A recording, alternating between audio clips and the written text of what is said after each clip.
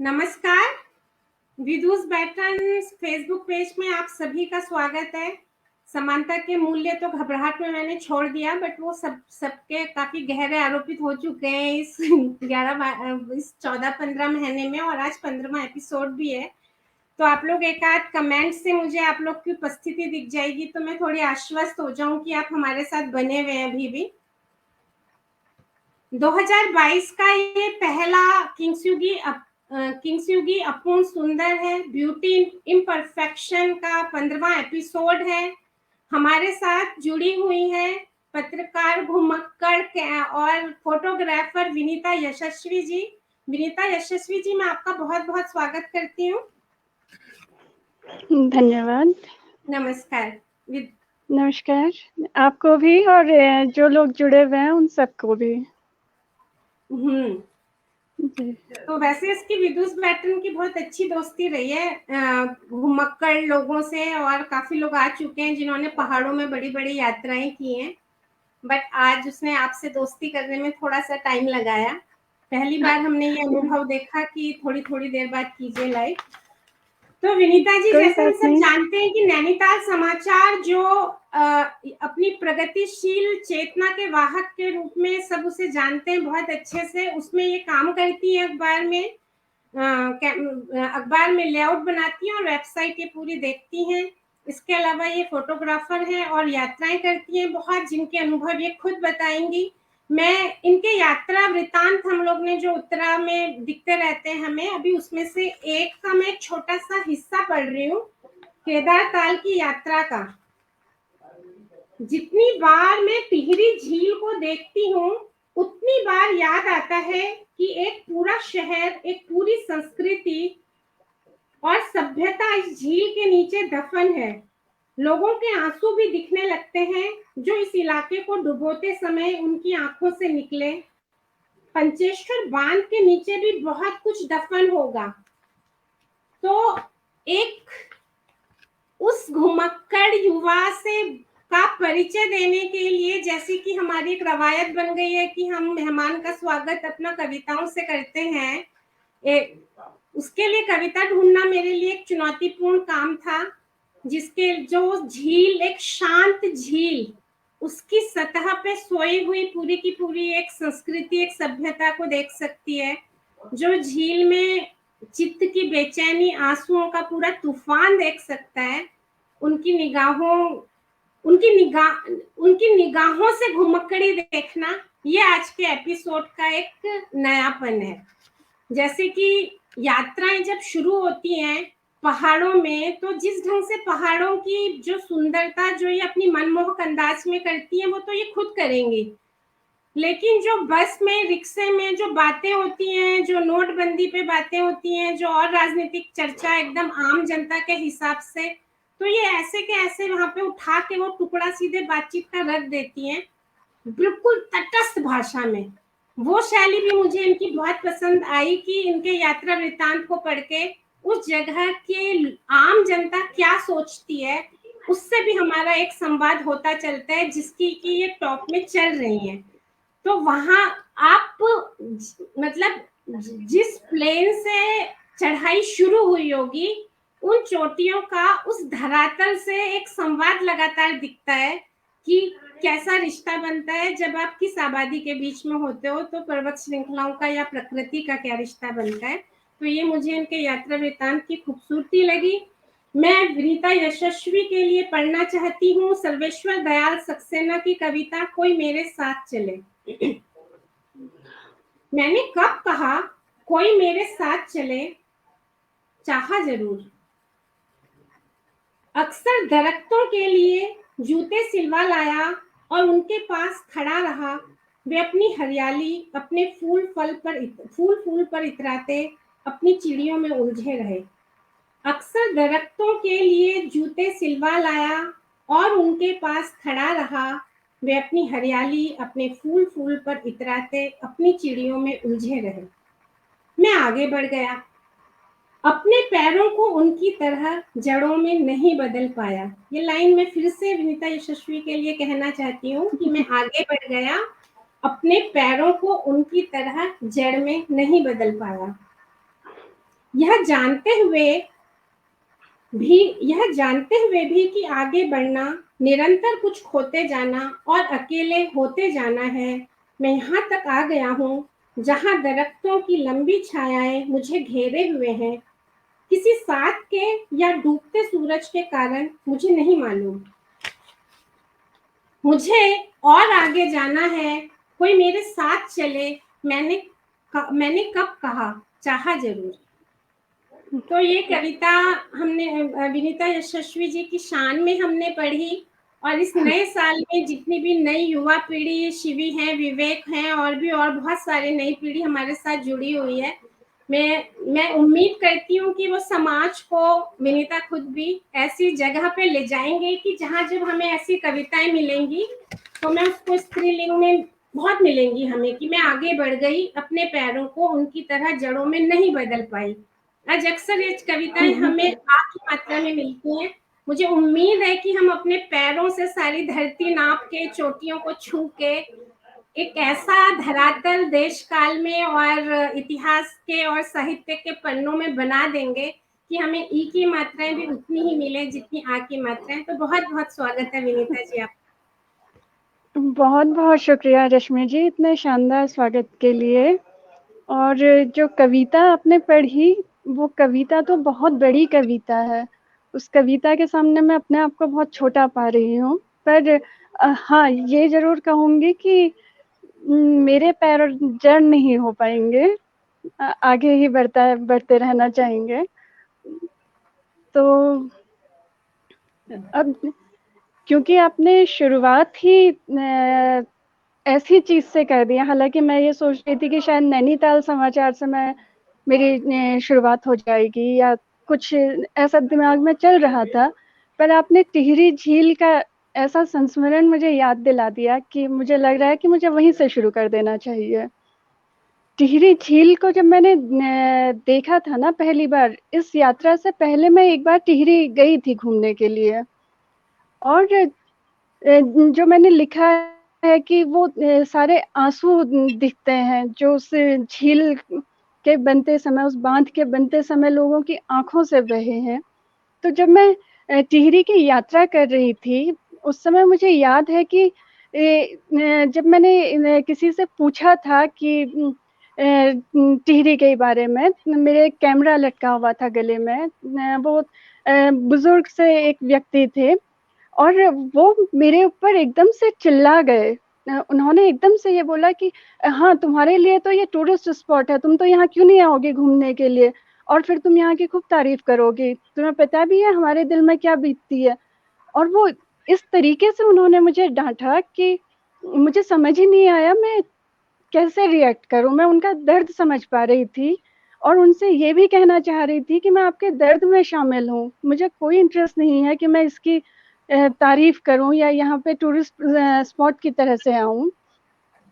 पर वो चले गए, मुझे डांटा और वो चले गए। उसके बाद दूसरे दिन मैं बस में जर्नी कर रही थी, टिहरी झील के किनारे किनारे वो बस जा रही थी। उसमें एक महिला बैठी हुई थी, मेरे पीछे बैठी थी। वो रो रही थी और गा रही थी, गढ़वाली भाषा में गा रही थी, तो मैं उनके शब्दों को नहीं कनेक्ट कर पाई, पर वो रोती रही और गाती रही। जब हमारी यात्रा पूरी हुई, जिस पॉइंट पे हम पहुंचे, मैंने उनसे पूछा आप रो क्यों रही थी, तो उन्होंने कहा इस झील में हमारे आंसू हैं, हमारा सब कुछ बर्बाद हो गया, रोना तो आएगा ही। तो वहां से ना कुछ ऐसे और लोग मिले, एक कोई और फौजी थे शायद, उनका भी यही था कि हमारा सब कुछ, घर बार, खेती किसानी, हमारे मंदिर, हमारे पुरखों की जमीन, सब कुछ इस झील के अंदर समा गया है।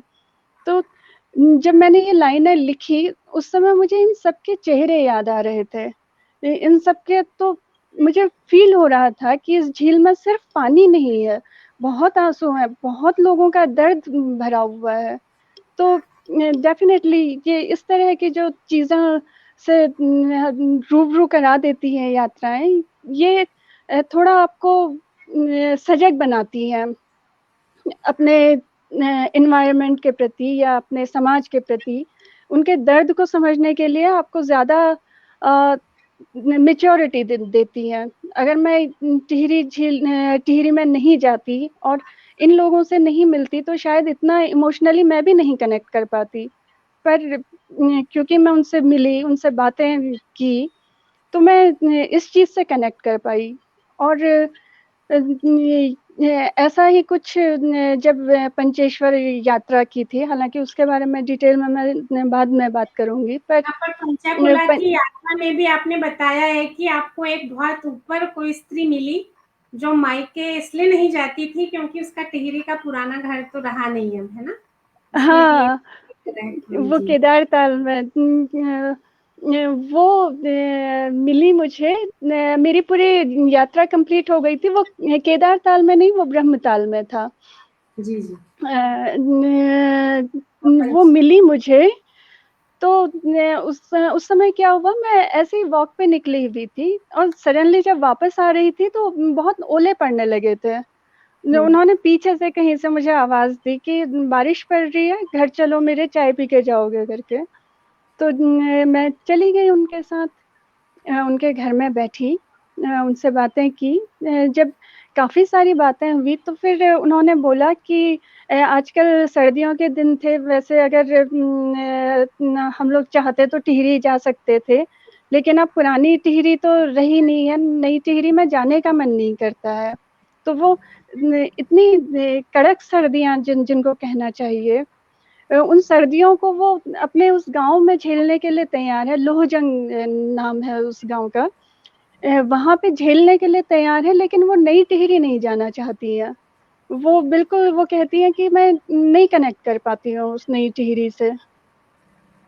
तो ऐसा ही एक इंसिडेंट हुआ था ना रश्मि जी, मिलम की यात्रा में, मिलम और नंदा देवी बेस कैंप की यात्रा, ये दोनों साथ साथ में ही हैं। आप एक ट्रैक में ही एक बार में मिलम जा सकते हैं और एक दिन में आप बेस कैंप की, Nanda Devi east base camp की यात्रा कर सकते हैं। तो मैं मिलम जा रही थी, इन दोनों ही जगह जा रही थी। तो मिलम जाते हुए मैं एक गांव में रुकी, तो वहां एक महिला मिली। वो भी थोड़ी सी उदास थी, थोड़ी इमोशनल थी। और वो नंदा देवी जो पीक दिख रही थी, चोटी जो दिख रही थी, उसको देख के उनकी आंखों में थोड़ा आंसू से थे। तो मैंने पूछा उनसे क्या हुआ। आज तो आप मुंशारी मतलब नीचे का इलाका जहाँ थोड़ी सी गर्मी होती है, थोड़ी सी ऊपर वाले इलाके के मुकाबले में थोड़ा वहाँ अच्छा होता है मौसम। तो बोली कि मैंने उनसे कहा कि आज तो आप मुंशारी जा रहे हैं, अब आपको ठंड नहीं झेलनी पड़ेगी।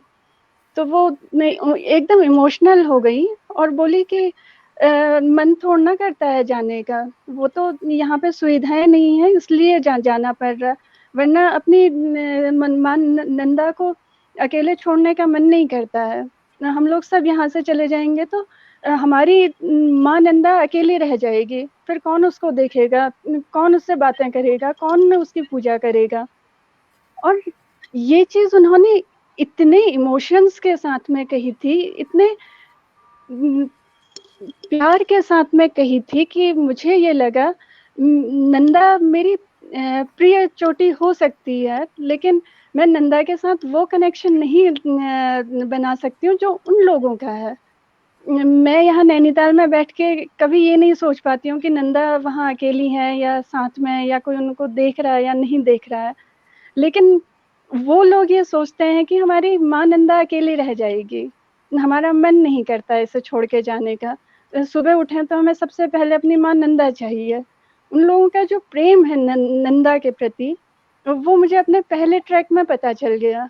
और तब से मेरे दिमाग में ये बात बैठ गई कि यात्राएं सिर्फ यात्राएं नहीं है। यात्रा खाली आप किसी पैशन के लिए यात्रा कर लें या किसी को दिखाने के लिए कर लें, या किसी ने यात्रा की है और आप उसकी देखा देखी यात्रा कर लें, वो यात्रा नहीं है। यात्रा बहुत अलग चीज है। वो अगर आप यात्राओं के साथ कनेक्ट करते हैं तो आप बहुत कुछ सीखते हैं। आपको जो छोटे-छोटे लोग होते हैं, छोटे-छोटे गाँव में रहने वाले जो लोग होते हैं, सीधे, सरल, सच्चे, वो लोग बहुत कुछ सिखाते हैं और मैंने भी अपनी यात्राओं में इन लोगों से तो बहुत कुछ सीखा। कम से कम नेचर के साथ कनेक्ट करना, लोगों की अलग-अलग संस्कृतियों से कनेक्ट करना, लोगों की बोली भाषा को जानना, समझना। बहुत बार ऐसा होता है कि आपको भाषा समझ नहीं आ रही होती है, लेकिन उनके फेस के एक्सप्रेशन से ना सब समझ में आता है। जैसे मैं एक बताऊँ आपको, हिमाचल में मैंने ट्रैक किया था, चूड़धार करके एक जगह है। मेरे कोई मित्र थे, उन्होंने मुझे बताया था और उन्होंने ही मेरा अरेंजमेंट भी किया था रहने का। उनके किसी परिवार वालों के यहाँ। तो जब मैं उनके साथ रही ना, माताजी थे, एक बाबूजी थे और गाँव के और ढेर सारे लोग थे जो अलग-अलग जगह पे रहते थे। तो वो जब आपस में बात करते थे तो वो क्या बात कर रहे हैं मुझे कुछ समझ में नहीं आता था। कुछ नहीं समझ में आता था, लेकिन वो जब बीच में कभी हँसते थे, कभी तेज़ से बोलते थे, कभी कुछ अलग वो करते थे, तो लगता था कि ये मतलब कितने कनेक्शन है इन लोगों का। इवन मुझे याद है जब मैं उस गाँव से वापस आ रही थी ना, तो जैसे हमारे यहाँ पहाड़ में, मुझे मालूम नहीं और जगह है कि नहीं है, हमारे यहाँ पहाड़ में रिवाज़ है पैसे देने का। छोटे बच्चों को पैसे दिए जाते हैं ना, हम लोग उसे मज़ाक में चुंगी बोल देते हैं ऐसे ही, पर बड़े उसमें कुछ होने भी हो सकता है। हाँ, बिल्कुल, मतलब जो हमारे बहुत नज़दीकी लोग होते हैं ना, उनसे तो हम हक से माँगते हैं कि चुंगी तो दे के जाओगे, चुंगी तो दोगे हमें करके। तो जब मैं ना उस गाँव से आ रही थी, तो वहाँ सबने मुझे पैसे दिए। ने जितनी भी बुज़ुर्ग महिलाएँ थी, उन्होंने सबने ने उसको ऐसे रखते हैं ना, नोट को मोड़ा और उसको मुट्ठी में बाँध के मुट्ठी को बंद करते हैं, ऐसे खुले भी नहीं देते हैं। तो वहाँ ना सबने मुझे पैसे दिए। वो एक अलग हालाँकि फिर उसमें आके मैंने भी छोटे-छोटे बच्चों को चुंगी दी, जो शायद मैंने पहली बार ही दी होगी, क्योंकि ऐसा मौका मुझे मिला नहीं था। पर ना वो मेरे लिए एक अलग ही एक्सपीरियंस था कि ऐसे लोग चुंगी भी दे रहे हैं, ऐसे अजनबी गाँव में जहाँ की मैं कुछ जानती भी नहीं हूँ। मेरे कोई मित्र हैं, उन्होंने मुझे बता दिया, उनके पहचान वालों के यहाँ मैं चली गई। पर वो जो था ना, वो एक अलग ही दुनिया थी। उसने मुझे कुछ अलग ही चीज़ें सिखा दी। तो ऐसे ही काफ़ी कुछ अनुभव मिलते हैं। हाँ तो अ, एक अनुभव मुझे और याद आ रहा है, मैं माफ़ी चाहती हूँ, मैं आपको बीच में टोक रही हूँ।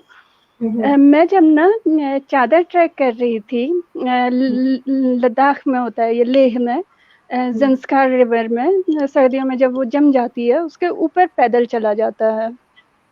उसे चादर मतलब बर्फ की, मतलब जो नदी जम जाती है वो बर्फ बन जाती है ना, पूरी आइस हो जाती है, उसके ऊपर होती है वो। तो उस यात्रा के दौरान मैं ज़ियांगला करके एक गाँव था, वहाँ रुकी थी। उसमें एक बच्ची थी, देचेन, छोटी बच्ची, शायद 5 या 6 में पढ़ती थी। तो जब मैं वहाँ गई, वो पढ़ रही थी उस समय और धीरे-धीरे उसके साथ मेरी दोस्ती हो गई। मैं पहले दिन रात को वहाँ पहुँची, दूसरे दिन पूरा रही, तीसरे दिन मैंने अपने आगे का ट्रैक शुरू किया था। तो इतने मोमेंट में ना मेरी उस बच्ची के साथ बहुत अच्छी दोस्ती हो गई। वो मेरे साथ वो छूने वाला गेम होता है ना कि मैं छुपूँगी और तुम मुझे पकड़ो, छुपन-छुपाई टाइप। इस तरह के गेम खेलने लग गई। वो मुझे अपने घर की छत में ले गई और उसने मुझे वहाँ पे एक हिडन स्पेस दिखाया, जिसमें कि जानवर के लिए चारा वग़ैरह छुपा के, मतलब छुपा के नहीं, सँभाल के रखा जाता है, स्टोर किया जाता है। तो जब मैं अपने आगे की यात्रा पूरी की और जब वापसी में मैं उस गाँव में फिर से रुकी और जब मेरी वापसी थी, सुबह के समय बेचैन अपनी मम्मी के पीछे खड़ी थी और छुप-छुप के मुझे देख रही थी ना। तो मैंने उसको बोला, बाय बेचैन, अपना ख़्याल रखना और खूब पढ़ाई करना। वो एकदम मेरे पास आई, मुझे अपने दोनों हाथों से मेरे कमर को उसने पकड़ा और एकदम से बोली कि आप मत जाओ, आप फिर आओगे ना, आप मत जाओ। और पता उसकी आँखों से जो आँसू निकला ना, वो -24 और 25 डिग्री का टेम्परेचर था। वो आँसू उसकी आँखों में जम गया था और मेरे लिए ना वो पल वहाँ पे जम गया। मुझे कुछ समझ नहीं आया क्योंकि मुझे पता था कि मैं वहाँ वापस नहीं जा सकती हूँ, मैं उस बच्ची से नहीं मिल सकती हूँ और मैं वहाँ रुक भी नहीं सकती हूँ और मैं कोई झूठा कमिटमेंट भी बच्ची को नहीं करना चाहती थी। पर मैं जब वहाँ से अपनी आगे की वापसी की यात्रा भी कर रही थी, तो वो बेचैन की आँखों में जो आँसू था जमा हुआ, वो आँसू ना आज तक मुझे याद है।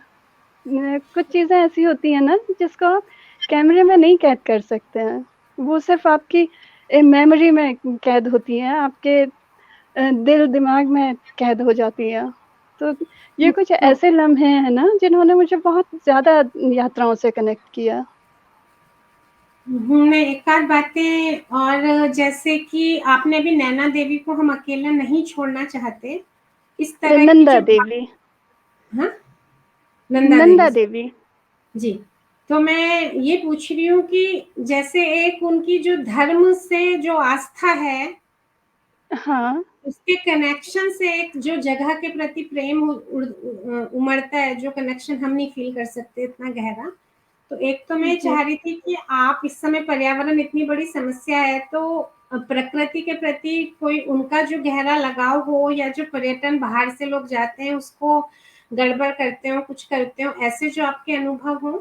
और जैसे कि आपका एक यात्रा वृत्तांत में ये बहुत अच्छा अनुभव था कि कभी किसी ने कोई कस्तूरी बेची और इसमें मतलब किसी और ने किया था, उसने नहीं किया जिसने हाँ, आपको बताया, क्योंकि वो स्थानीय हाँ। बाशिंदा था। लेकिन उसने उसमें पैसे कमा लिए एक से दूसरे को लेके। तो वो बिल्कुल। पैसे जिसने उनकी ज़िंदगी काफ़ी सुधार दी, लेकिन उसके घरवालों ने ज़िंदगी भर उसको उसके लिए सुनाया, उसके पूरे मोहल्ले ने सुनाया। तो उससे एक ऐसा लगा कि वो जो समाज है, वो जीव-जंतु या प्रकृति के साथ खिलवाड़ करने को जल्दी से बर्दाश्त नहीं करता। तो बीच में बिना किसी मध्यस्थता के, जहाँ पे कोई ईश्वरीय या धार्मिक आस्था ना हो, सीधे प्रकृति से जुड़ाव का जो एक पता चले कि वो कैसे संबंध में रहते हैं और बाहर आने वालों का उसके प्रति रवैया। और एक चीज़ और क्वेश्चन में यहीं पे जोड़ देना चाहती हूँ कि यात्रा को जिस तरीके से आपने डिफाइन किया कि ये आपके लिए ये पैशन भी नहीं है, पैशन थोड़ा बड़ा शब्द होता है, हुँ। उससे जो टूरिज़्म लोग करते हैं, बाहरी आँखों से देखना, वो आपने नहीं। आपने यात्रा माने एक पूरे सभ्यता, संस्कृति, एक मनुष्य से जुड़ाव आपके लिए यात्रा ये है। तो मैं ये भी बिल्कुल। जानना चाहूँगी कि क्या इस तरह की यात्रा एक लड़की कर पाती है? मेरा कहने का मतलब ये है कि जैसे पुरुष जाए तो वो कहीं भी बाशिंदों के बीच में या किसी भी तरीके से कोई भी रिस्क ले सकता है, कहीं भी रह सकता है। अगर हमने वैसी यात्राएँ करनी है जैसी आपने डिफ़ाइन की, तो उसके लिए तो हुँ। होटल और गेस्ट हाउस और रेस्टोरेंट में रुक के नहीं हो सकती, उनके बीच में रह के हो सकती है। तो एक अकेली स्त्री होने के नाते क्या आप वो खुल के कर पाईं, ये तीनों चीज़ें थोड़ा-सा? जी। अ, मैं किस सवाल का जवाब पहले दूँ, समझ नहीं आ रहा है, मुझे ये पर लगा कि आप अनुभव अ, बताएँगी तो ये दृष्टि अपने आप आती चली जाएगी। जी। तो मैंने तीनों एक साथ चलिए। पूछ जी। आपका जो पहला सवाल था कि बाहर वालों ने जो खराब की हैं चीज़ें या वहाँ के लोग क्या सोचते हैं अपने पर्यावरण के बारे में। तो प्रकृति न की। इस सब प्रकृति, पर्यावरण, अपनी चीज़ों के बारे में तो इसमें तो मैं कहूँगी कि जो जिस जगह में रहता है ना, वो उस जी, जगह से जुड़ा हुआ होता है। वो जी, न आसानी से उस जगह को ना तो खराब करना चाहता है और ना वहाँ से जाना चाहता है। पर क्योंकि ये जो मुद्दा है ना, ये टॉपिक आपके पलायन से जुड़ता है और सीधा-सीधा जुड़ता है, पलायन और रोज़गार से। लोग चाहते नहीं है कि उनके वहाँ बाहर के लोग आए और उनके अच्छे खासे गांव को या उसके उनके इलाके को खराब करें, लेकिन क्योंकि उसमें रोजगार जुड़ जाता है तो वो चाहते हुए या न चाहते हुए भी उनको वो काम करना पड़ता है। अगर नहीं करेंगे तो क्या खाएंगे? खेती से इतना पैसा तो नहीं मिलता है कि वो अपना जीवन आराम से बिता सकें, तो कुछ ना कुछ करना पड़ता है। जैसे बहुत से लोग नहीं कहना चाहिए, कहना चाहिए कि पहाड़ के गांव के हर घर से कोई ना कोई बाहर नौकरी कर रहा होता है। घर में कुछ लोग होते हैं, आजकल स्थिति ऐसी है कि बुजुर्ग घर में रह जाते हैं या ज्यादा करके महिलाएं घर में रह जाती हैं। पर ये जब तक ये प्रॉब्लम सॉल्व नहीं होंगी तो जो हो रहा है वो होता रहेगा।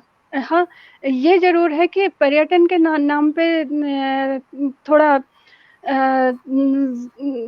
चीजों के साथ खिलवाड़ हुए हैं, चीजें खराब हुई हैं, सड़कें चली गई हैं, उससे पहाड़ों को नुकसान हुआ है। पर यहाँ पे डिबेट में बैठ के मैं एकदम से ये भी नहीं कह सकती हूँ कि सड़कें नहीं बननी चाहिए, उससे नुकसान होता है, क्योंकि जो गांव में इतने दूर दराज लोग रह रहे हैं, अगर सड़कें नहीं होंगी तो वो कैसे कनेक्ट कर पाएंगे आम दुनिया से? वो तो बेचारे दूर के दूर ही रह जाएंगे।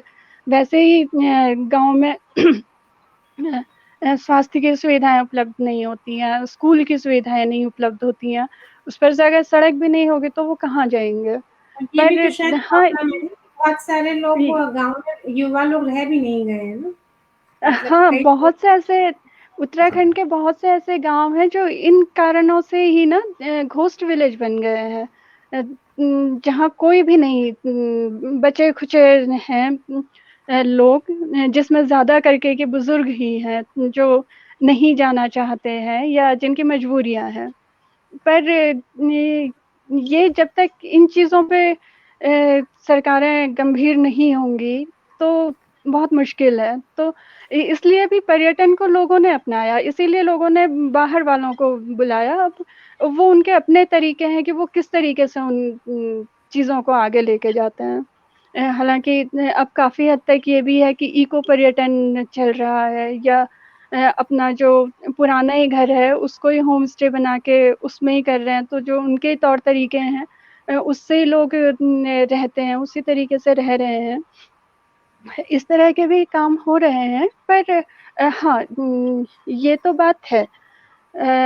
आपका दूसरा सवाल मैं भूल गई, यात्रा माफी चाहती हूँ। यात्रा को जिस तरीके से आपने डिफाइन किया, क्या बीइंग अ वीमेन अच्छा, हाँ, बीइंग, हाँ, अकेली स्त्री होते हुए वो आप कर पाई, मतलब लोगों के बीच बीइंग, में निरापद ढंग से रहना, बेपरवाह ढंग से रहना। जी। बीइंग अ वुमन, यात्रा करना तो बहुत दूर, बीइंग अ वुमन घर से बाहर निकलना भी बहुत कठिन काम होता है समाज में। अगर आप घर से बाहर निकल रहे हो तो ही आप सबकी नजरों में आ जाते हो।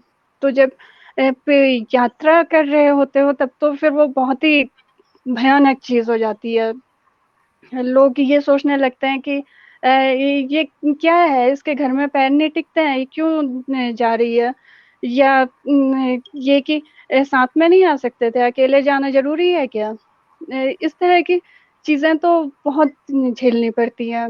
आप किसी जगह में खड़े हैं तो आपको सबकी नजरें झेलनी है, सब आपको टारगेट कर रहे हैं। कुछ लोग ऐसे भी होते हैं जो आपको कमेंट भी पास करते हैं जिसपे आपको गुस्सा आता है, लेकिन क्योंकि अब मुझे ये पता चल गया है कि गुस्सा करने से अपना ही खून खराब होता है, अपना ही खून जलता है, तो बेहतर है इग्नोर करो। बट कभी कभी इग्नोर हो जाता है, ज्यादा करके इग्नोर मैं करना भी नहीं पसंद करती हूँ, और चाहूंगी भी नहीं कि ऐसी चीजों को इग्नोर किया जाए, क्योंकि अगर हम लोग ही इग्नोर करने लगेंगे तो ये चीजें और ज्यादा बढ़ेंगी। पर हाँ, बहुत कठिनाई होती है। कहीं किसी जगह पे आप जा रहे हैं, कहीं रह रहे हैं, तो आपको सबसे पहले ये सोचना पड़ता है कि क्या मेरे लिए ये जगह ठीक है? क्या मैं इस होटल में अकेले रह सकती हूँ। ये चीज़ों की कन्फर्मेशन मतलब इन चीज़ों के ऊपर ट्रस्ट करने में टाइम लगता है। गाँव की तरफ चले जाओ तो ज़्यादा दिक्कत नहीं है, क्योंकि गाँव के लोग कहीं के भी हों पर होते वो सिंपल ही हैं। वो इस तरह का एक्सप्लॉइटेशन आपके साथ नहीं करेंगे। हालाँकि किसी भी तरह का नहीं करते हैं, पर ऐसा एक्सप्लॉइटेशन तो नहीं ही करते हैं कि आप अकेली लड़की हो तो आपको ये लगेगा कि ये लोग पता नहीं क्या करें। पर शहरों में और मेट्रोपॉलिटन जगह में तो इस चीज़ को इमेजिन करने में भी डर लगती है। इवन कभी-कभी तो ये भी हुआ है कि यात्रा के दौरान कुछ गाड़ियों की गड़बड़ हुई, ट्रेन की गड़बड़ हुई या फ्लाइट की गड़बड़ हुई, तो वो मैंने किसी होटल में जाने से ज़्यादा बेहतर प्रेफ़र किया कि रेलवे स्टेशन पे या बस स्टॉप पे वहीं बेंच पे बैठ के ही रात काट ली जाए या समय बिता लिया जाए। ऐसा भी है, उस समय ये लगता है कि अ, हाय! अगर मैं लड़का होती तो मुझे इतना मुसीबत नहीं होती, किसी भी होटल में जा सकती थी, कहीं भी चले जाती।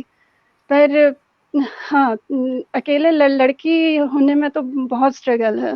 लोगों का सपोर्ट नहीं मिलता है, बहुत कम लोग होते हैं ऐसे जो कि आपको सपोर्ट करते हैं कि हाँ, ठीक है, अगर तुम घूमना चाहती हो तो घूमो, कोई दिक्कत नहीं है। पर ज़्यादा करके लोग क्या बोलते हैं, क्यों घूमना क्यों जा रही हो? अकेले-अकेले जा रही हो, खाली पैसे बर्बाद कर रही हो, इससे तो तुम्हें कोई इनकम तो हो नहीं रही है। इस तरह की भी बातें होती हैं, पर आदमियों के साथ शायद ऐसा ना होता हो। हालाँकि मैं नहीं कह सकती कि उनके साथ होता है या नहीं होता है, पर लड़कियों के साथ तो होता ही है। लड़कियों को ये सारी टेंशन भी देखनी है, समाज की टेंशन भी देखनी है और फिर जो कमेंट किए जाएँगे, जो बातें की जाएँगी, उन बातों से कैसे डील करना है, वो भी सोचना पड़ता है। तो बल्कि औरतों के लिए लड़के लोग डेफ़िनेटली भी जैसे बहुत बहुत जी, आप बात पूरी कीजिए प्लीज़। औरतों के लिए तो बहुत ज़्यादा डिफ़िकल्ट है अकेले यात्रा करना। जो भी लड़की, औरत घर से अकेले बाहर निकल रही है, वो एक अपने आप में एडवेंचर है। हुँ, तो विनीता की बातों से लगा घर से निकलना ज़्यादा बड़ा एडवेंचर है, उसके सामने ये इन्होंने जो इतनी कठिन-कठिन पहाड़ियाँ चढ़ी, वो छोटा एडवेंचर हो जाता है। और सवाल इस ये भी होता है कि अगर लड़के चाहें तो बहुत कम पैसे में यात्राएँ कर सकते हैं, पर स्त्रियों को उससे बेहतर वो चाहिए होगा, क्योंकि आपको रहने के लिए जगह आप सेफ्टी सबसे पहले हाँ, ढूँढेंगे ना अपनी, तो ये उस हिसाब से स्त्रियाँ पैसा नहीं देखती हैं, पहले वो सेफ्टी एंड सिक्योरिटी देखती हैं। कैसी जगह है, कौन लोग हैं, क्या लोग हैं। वो उनके लिए कम से कम मेरे लिए तो यही फर्स्ट प्रायोरिटी होती है। पैसा हाँ, कम ज़्यादा हो जाए ठीक है, बट आप अपनी चीज़ों को तो पहले देखते हो। मतलब एक इसका इकोनॉमिक वो एस्पेक्ट या आर्थिक आयाम भी है कि स्त्रियाँ बहुत कम पैसे में नहीं घूम सकती। तो हाँ, नहीं, इस बात से मैं थोड़ा डिफर करूँगी। हालाँकि पैसा कौन कितना खर्च करेगा ये सबका इंडिविजुअल मैटर होता है, लेकिन मजबूरी वाले की बात नहीं कर रही ना, अभी मजबूरी वाले की बात कर रही हूँ। इन हाँ जी, हाँ, जी। मजबूरी में तो शायद क्या डेफ़िनेटली ही कोई भी औरत पैसे के साथ कॉम्प्रोमाइज़ नहीं करेगी। पर औरतें ना और चीज़ों में बहुत अच्छे तरीके से मैनेज कर लेती हैं चीज़ों को। तो खर्चे की बात में या हो सकता है बराबर ही हो या थोड़ा बहुत कम ज़्यादा हो, पर औरतें ज़्यादा किफ़ायती ढंग से घूमती हैं। पर हाँ, जहाँ पे उनकी अपनी सेफ्टी का सवाल होता है तो वहाँ पे वो कॉम्प्रोमाइज़ मतलब पैसे के साथ कॉम्प्रोमाइज़ नहीं करती हैं। हाँ, मैं यही कहना चाह रही थी कि कम पैसे में वो घूमना शुरू नहीं कर सकती, ये मेरा मतलब था। तो हाँ, हम घुमक्कड़ी के अलावा और भी कुछ बातें करें, इससे पहले एक तो मैं आपसे स्पाइडर वॉल वाला जो अनुभव आपका है केदारताल की यात्रा में, जो स्पाइडर वॉल ओके। आती है अचानक से, वो मैं जानना चाहूँगी आपसे। और एक मैं जानना चाहूँगी कि जब इतनी मुश्किलें भी हैं और पैसे भी पहले जमा कर लेने पड़ते हैं, स्त्रियों को सुरक्षा का सवाल हमेशा ही रहता है, बल्कि आप प्रकृति का जो एकांत है बिल्कुल कि आप उस सन्नाटे को सुनना चाहो, जब अज्ञे सुन पाए होंगे, वो सुनना बहुत मुश्किल है एक तरीके से।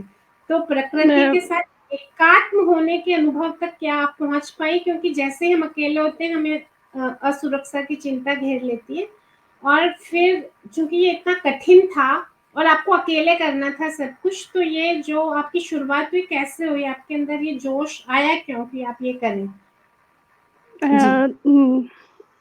पहले तो मैं स्पाइडर वॉल वाला जी। बताती हूँ। जी। वो केदार ताल का ट्रैक था।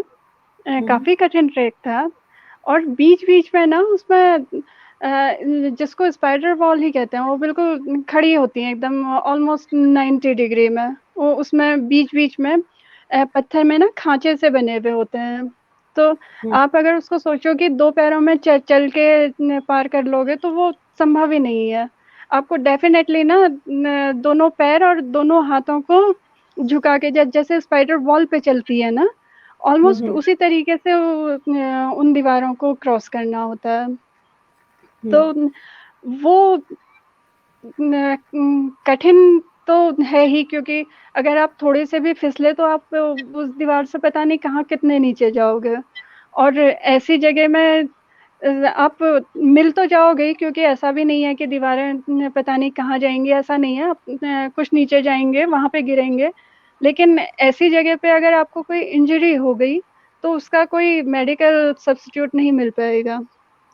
तो इसलिए इनको बहुत संभल के करना पड़ता है। ये सुनने में हो सकता है कि बहुत एडवेंचरस लगे, बहुत अच्छा लगे, मजा आ जाए, पर ये रिस्की चीजें होती हैं। इनको करने से पहले बहुत सोचना पड़ता है।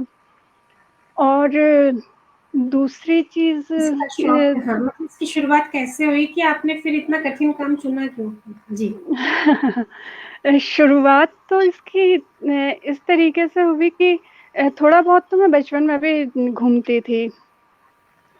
फिर उसके बाद धीरे धीरे मैं ऐसे ट्रैक करने लग गई। ट्रैक करने लग गई क्या मतलब, पैदल घूमना जिसको कहते हैं। अपने ही शहर में आसपास के इलाकों में पैदल घूमने चले गए। कभी साथ वालों के साथ गए, कभी अकेले चले गए, कभी नैनीताल समाचार के मैं अपने साथियों के साथ भी चले जाया करती थी। तो इसके साथ साथ मैंने यात्राएं करना शुरू कर दिया था। मैं उत्तराखंड के कुछ उत्तराखंड के इलाकों में, और शायद दिल्ली, और उसके बाद एक बार दिल्ली की इंडिविजुअल अकेले मैंने यात्रा की थी। और उसके बाद में एक बार इधर अमृतसर, चंडीगढ़, पंजाब वाला जो इलाका है, वो बहुत लंबी यात्रा थी मेरी। वो यात्रा इतना कर चुकी थी, लेकिन ट्रैकिंग मैंने हाई ऑल्टीट्यूड ट्रैकिंग नहीं की थी। तो एक दिन ऐसे ही बैठी हुई थी और अचानक मुझे लगा कि मुझे अब हाई एल्टीट्यूड यात्रा करनी है।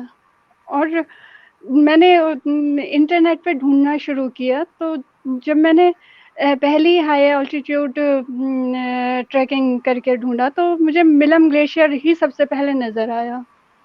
तो मेरे दिमाग में बैठ गया कि अब तो मिलम ग्लेशियर ही जाना है। पता कुछ नहीं था उस समय, बहुत ईमानदारी से बता रही हूँ, मुझे कुछ पता नहीं था मिलम ग्लेशियर कहाँ है, कैसा है, कितना पैदल चलना है, कठिन है, सरल है, कुछ आइडिया नहीं था। बस एक दिमाग में आ गया कि मिलम ग्लेशियर में जाना है।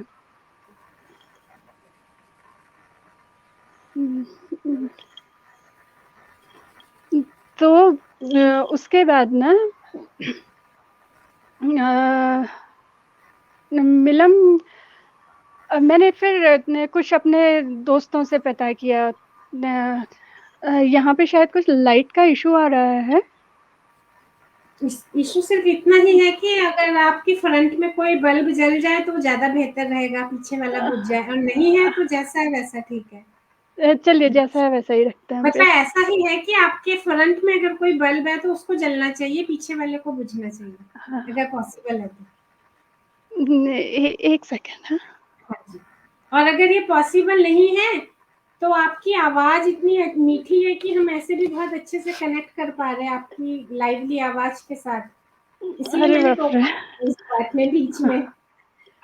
और वो अनुभव भी मुझे आपकी आपकी आवाज़ सुनने से वो अनुभव भी मुझे याद आ रहा था मंदा चोटी में, जहाँ पे एक साइड सूरज ढल रहा है, दूसरी तरफ चाँद उग रहा है, तो एक अरे साथ वो ये काफ़ी केदार बेहतर ताल होगी। में। जी, आप अपनी बात को आगे बढ़ा सकती हैं, एकदम काफ़ी बेहतर होगी। जी।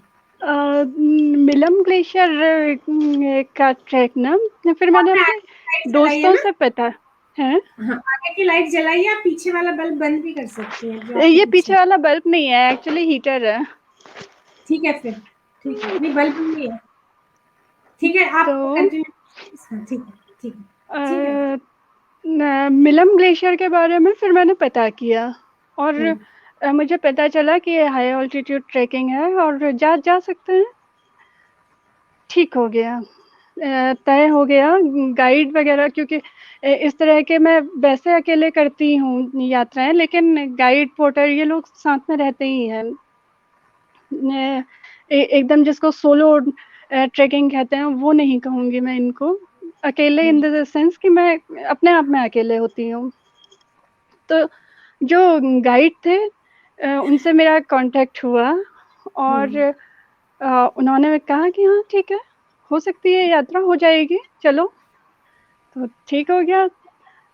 उस ज़माने में उस टाइम पे मैंने ज़माना मीन्स 2011 कितने में साल पहले? ज़माना मीन्स नहीं कितने साल? ज़माना मतलब 2011 में मैंने अपना पहला ट्रैक किया था, अच्छा, हाई ऑल्टीट्यूड ट्रैक। तो उनको भी पता चल जाए ना उस ज़माने का बात। हाँ, ठीक है। तो हुँ, उस हुँ, ज़माना मतलब कि उस हुँ, टाइम पे ना हुँ, ये ट्रैकिंग इतना ज़्यादा फैशन में नहीं था। उस हुँ, समय कम लोग ही करते थे ट्रैकिंग। तो मैं चली गई, नॉर्मल सा अपना ट्रैक बैग लिया, कपड़े वगैरह रखे और जूते ट्रैकिंग वाले लिए और मैं चली गई। जब गई और पहले दिन का जो ट्रैक किया वो इतना कठिन ट्रैक था, तो पता चला कि अच्छा हाई ऑल्टीट्यूड ट्रैकिंग ऐसे होती है। पर उस ट्रैक में मेरे गाइड काफ़ी सपोर्टिव था। उसने बोला नहीं नहीं ये तो कुछ भी नहीं है, हो जाएगा, चलो चलो करके। तो न, चली गई, धीरे धीरे करती आगे बढ़ी तो नेचर का एक अलग रूप दिखा। वो सारी चीजें मेरे लिए एक नई चीज थी। हुँ, क्योंकि उससे पहले मैंने हिमालय को जो देखा था तो वो यहीं से देखा था, नैनीताल से देख लिया, अल्मोड़ा से देख लिया, पिथौरागढ़ से देख लिया। तो मेरे दिमाग में यही इमेज बनी हुई थी कि हिमालय तो ऐसा ही दिखता है, एक लंबी सी श्रृंखला होती है, उसमें बर्फ गिरी हुई होती है और वो इस कोने से उस कोने तक फैली हुई होती है। मेरे दिमाग में हिमालय की यही इमेज थी। पर जब वहाँ जाके हिमालय को देखना शुरू किया तो मुझे लगा कि ये तो कुछ अलग ही चीज़ है। ये तो मतलब कल्पना से भी परे है। और क्योंकि मैंने हाई ऑल्टीट्यूड ट्रैकिंग के बारे में कोई स्टडी नहीं किया था इस तरह का, तो मेरे लिए ये बिल्कुल ही अलग चीज़ थी। फिर वो ट्रैक किया, काफ़ी कठिन ट्रैक था, बहुत ज़्यादा कठिन ट्रैक था, मेरा फर्स्ट ट्रैक था, किया और सक्सेसफुली किया। मैं पूरा सबमिट करके आई, जितना मैंने मेरा टारगेट था वो सब मैंने पूरा किया। और उसके बाद जब मैं लौटी तो फिर मुझे ये लगा कि अब तो ट्रैकिंग करनी ही करनी है। अब तो अ, इसे कंटिन्यू रखना ही है। और तब से लेकर आज तक का मैं ट्रैकिंग कर ही रही हूँ। हर साल कहीं न कहीं जाती ही हूँ, हर साल कहीं न कहीं ट्रैकिंग करती ही हूँ। और मेरी कोशिश ये होती है कि साल में एक हाई ऑल्टीट्यूड ट्रैकिंग तो करनी ही चाहिए। तो तो इसके लिए तब आपको से लेकर फिज़िकली। हुँ, तब से लेकर अभी तक ये सिलसिला जारी है। बल्कि नामिक का जो मैंने ट्रैक किया था, जिस समय किया था उस समय, क्योंकि मैंने 2011 में ट्रैकिंग शुरू किया हाई ऑल्टीट्यूड, और नामिक जब किया था तो 2021 था, 2021 था उस समय। तो पूरे 10 साल हुए। और जिस टाइम पे मैंने नामिक ट्रैक किया था लगभग उसी दौरान मैंने मिलम ट्रैक भी किया था। तो वो मतलब पूरे 10 साल कंप्लीट ही हुए थे मेरे उस टाइम पे।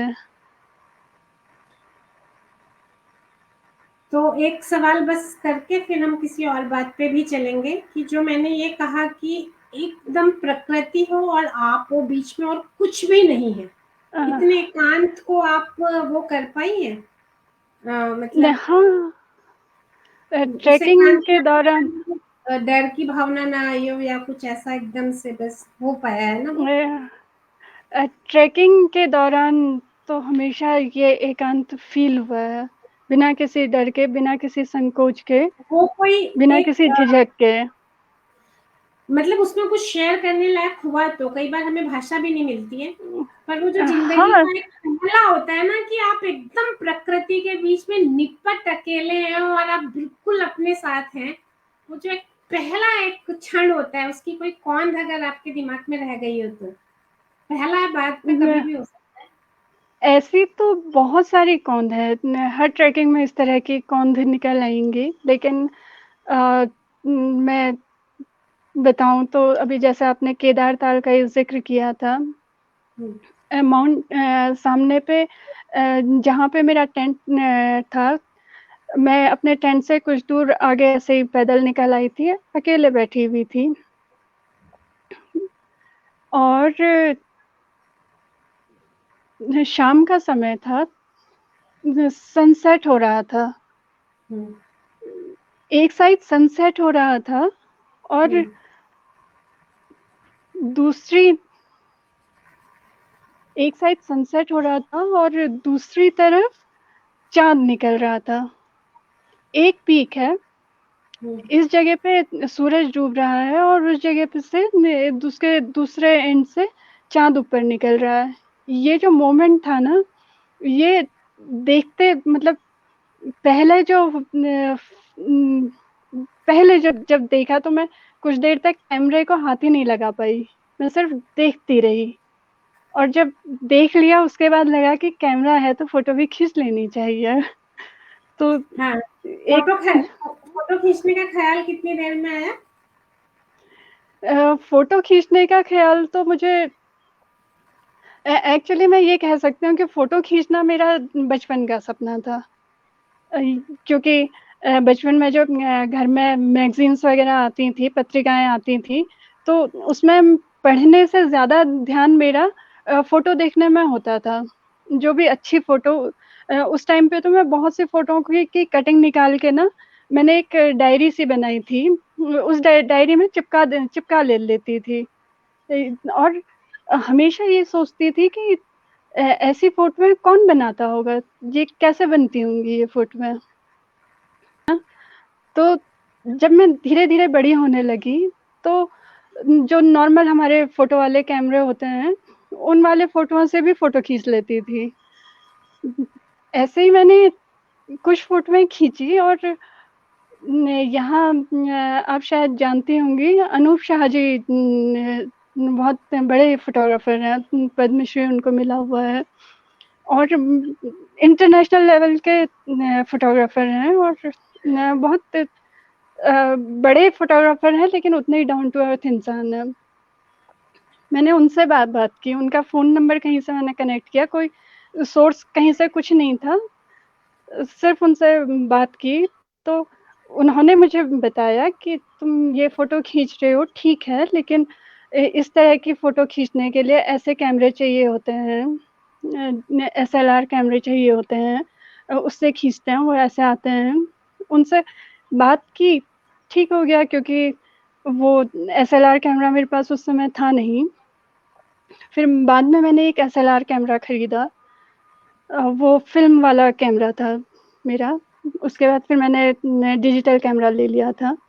तो फिर ना वहाँ से करते-करते मैं फ़ोटोग्राफ़ी करने लग गई, और कर ही रही हूँ, उसके साथ-साथ वो चल ही रहा है, लेकिन फ़ोटोग्राफ़ी को मैं कह सकती हूँ कि मेरा बचपन का सपना हमेशा रहा। जब भी मेरे घर घर के आगे मुझे याद है, बरसात के दिनों में आसमान बहुत अच्छा लगता था, और उसमें बहुत प्यारे-प्यारे से बादल आते थे। तो मुझे हमेशा लगता था कि अगर मेरे पास कैमरा होता तो मैं इस चीज़ को अपने कैमरे में खींच लेती।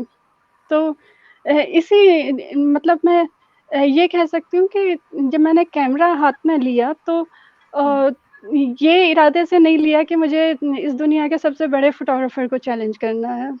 मैंने इस इरादे से लिया कि मुझे इन पलों को कैद करना है। ये जो खूबसूरती दिखती है, इन खूबसूरती को कैद करना है और वो उसी लाइन पे मैं आज भी चल रही हूँ। इसलिए बहुत ज़्यादा मैं पार्टिसिपेट नहीं करती हूँ कॉम्पिटिशन्स वग़ैरह में।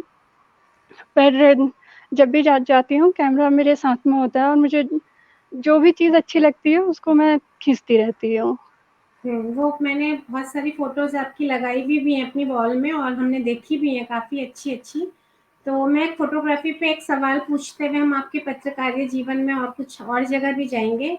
फ़िलहाल महेश पुनेठा जी पूछ रहे हैं नामिक ग्लेशियर नामिक गाँव से कितनी दूरी पे स्थित है? दूरी तो मैं महेश पुनेठा जी को नहीं बता सकती हूँ क्योंकि दूरी हमें भी नहीं पता चली। वहाँ किसी से भी अगर पूछो कितना दूर है तो वो ना घंटों में जवाब देते हैं कि यहाँ से जैसे पहला डेस्टिनेशन नामिक से पहला डेस्टिनेशन ठलठोक है, तो वो बोलेंगे कि यहाँ से हम लोगों के लिए 2-3 घंटे का रास्ता है और आप लोग 3-4 घंटे में पहुँच जाओगे।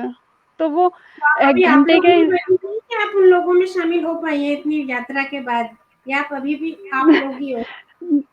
नहीं पहाड़ों की ना अलग दूरी दूरी कैलकुलेट करना भी कठिन है क्योंकि कहीं सीधा स्ट्रेट रास्ता जा रहा है आप जिस जगह पे नीचे खड़े हैं उसी जगह में चलते चलते ऊपर चले गए आप चले तो इतना लेकिन आप आगे नहीं बढ़े एक ही जगह पे ऊपर चले ठीक है। तो तो इस आप वजह से टेंशन बहुत हाँ, जी। मुझे लगा आप कह रही हैं दूरी तो आपको पता नहीं, घंटों में बताना चाहती हैं तो बता दीजिए? घंटों में नामिक गांव से नामिक ग्लेशियर की दूरी 1 दिन 2 दिन 3 दिन हमने तो बहुत लंबे घंटे चले हैं। एक दिन तो हम ऑलमोस्ट 12 घंटे चले हैं। एक दिन हम 5-6 घंटे चले हैं। एक दिन हम 4 घंटे चले हैं। 12 6 18 20 22 24 घंटे ये कह सकती हूँ मैं। प्रेमचंद बंसल जी का सवाल है कि क्या आप यात्रा में जहाँ पे एकांत और ऐसा बीहड़ सा हो कुछ, वहाँ पे आप क्या कुछ आत्मरक्षा के लिए हथियार भी रखती हैं? नहीं अभी तक तो ऐसा नहीं रखा है पर जिस तरह के अब सिनेरियो बन रहे हैं ट्रैकिंग में तो शायद ऐसा नहीं ही होगा। मैं बहुत ज़्यादा होपफुल हूँ इस बात की कि ट्रैकिंग वाली जो हाई ऑल्टीट्यूड यात्राएँ हैं वो तो इसी तरीके से चलती रहेंगी। पर जो आपकी यात्राएँ होती हैं जिनको आप जर्नी या शहरी इलाकों में या मेट्रोपॉलिटन जर्नी कहते हैं उनमें शायद जिस तरह का माहौल बन रहा है उसमें हो सकता है कभी रखना पड़े।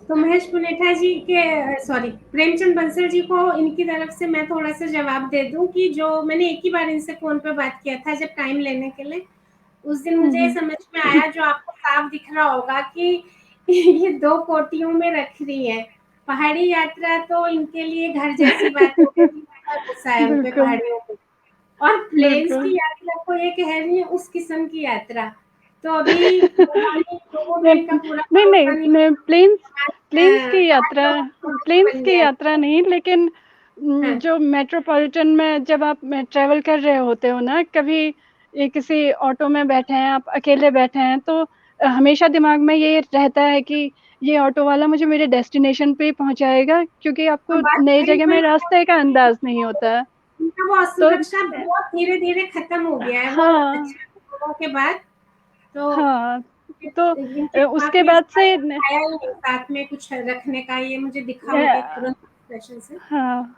हथियार तो नहीं पर हाँ अब इतनी प्रोटेक्शन जरूर मैं लेती हूँ जैसे किसी ऑटो में बैठे तो घर वालों को फोन कर करके बोल दिया कि मैं इस ऑटो में बैठी हूँ इसका नंबर ये है और ये ऑटो वाले भैया ने बोला इतनी देर में ये वहां पहुंच जाएंगे इतनी हाँ, प्रोटेक्शन तो मैं मतलब लेने लग गई हूँ हाँ, कोई पर वो मुझे पता था कि हम डिटेल पूछते जाएंगे तो ऐसी कई चीजें निकलेंगी पर आपके और भी एस्पेक्ट है इसलिए मैं इसको छोड़ूंगी अभी यहाँ वो जी दरअसल डर नहीं लगती वो एक इतना सीधा वाक्य नहीं है जब आपसे बात नहीं करते नहीं जाएंगे तो लिखा जाएगा कि इतना अलर्ट रहना पड़ता है कि पूरे टाइम कोशिकाएं आपकी थक रही हैं, तो उस तरीके से बिल्कुल, के बिल्कुल। साथ आप होना। हर समय अलर्ट मुद्रा में होते हो।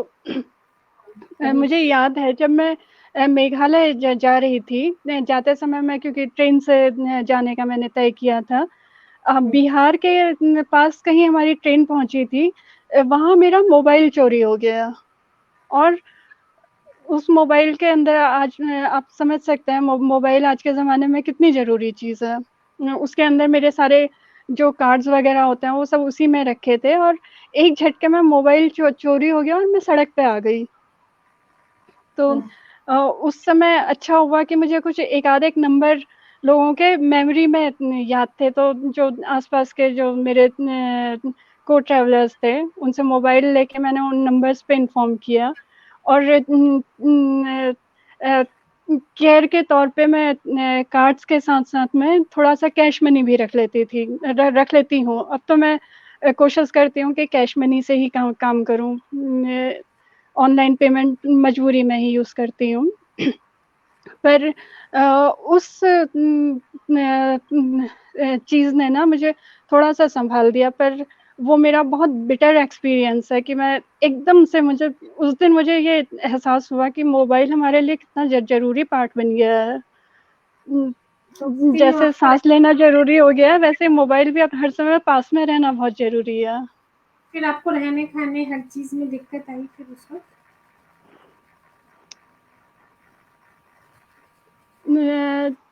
मैंने इतने मेघालय में जो मेरे पहचान के थे, मैंने उनसे कांटेक्ट किया फ़ेसबुक के थ्रू। उनका नंबर तो याद नहीं था, लेकिन मैंने उनको फ़ेसबुक पे मैसेज किया। जो साथ में थे उनसे फ़ोन लेके उनके फ़ेसबुक से अपना फ़ेसबुक लॉगिन किया और मैसेज किया कि ऐसी-ऐसी बात हो गई है। तो उन्होंने बोला कि कोई दिक्कत नहीं है, तुम यहाँ आ जाना, हो जाएगा। तो रहने की प्रॉब्लम मेरी इस तरीके से सॉर्ट आउट हो गई। मैं ये पूछना पर चाह रही थी। हाँ जी, जी, बात पूरी। नहीं, नहीं आप पूछिए। नहीं, नहीं आप पूछिए। हाँ, मैं ये पूछना चाह रही थी कि जैसे जब आप अकेले आपने शुरू की 2011 में यात्राएं, या जहाँ-जहाँ आप जाती हैं, तो जिनके बीच से निकल के जाती हैं वो आपका आत्मीय परिवेश, और जिनके बीच में जाती हैं उनको ये फीलिंग समझ में आती थी कि सिर्फ घूमने आई हैं, ऐसे आवारागर्दी मतलब पब्लिक की भाषा में, तो समझ आती थी, समझ पाते थे इस बात को?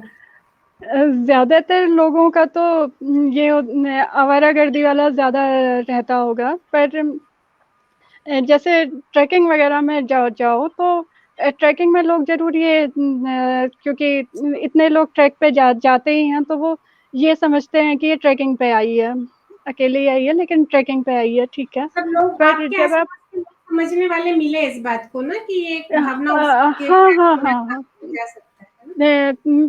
कुछ लोग तो मिले जैसे आजकल के जो यंगस्टर्स हैं, हुँ। आजकल के जो लोग हैं ना, वो थोड़ा बहुत इस चीज़ को अब समझने लग गए हैं कि अ, लड़की अकेले घूम सकती है। मतलब वो ज़्यादा बहुत बात ज़्यादा नहीं है समाज की तरफ से ऐसा। हाँ, हाँ, हुँ। लेकिन मोस्ट ऑफ द टाइम ये होता है कि लोगों को यही लगता है कि लड़की और अकेले आ गई।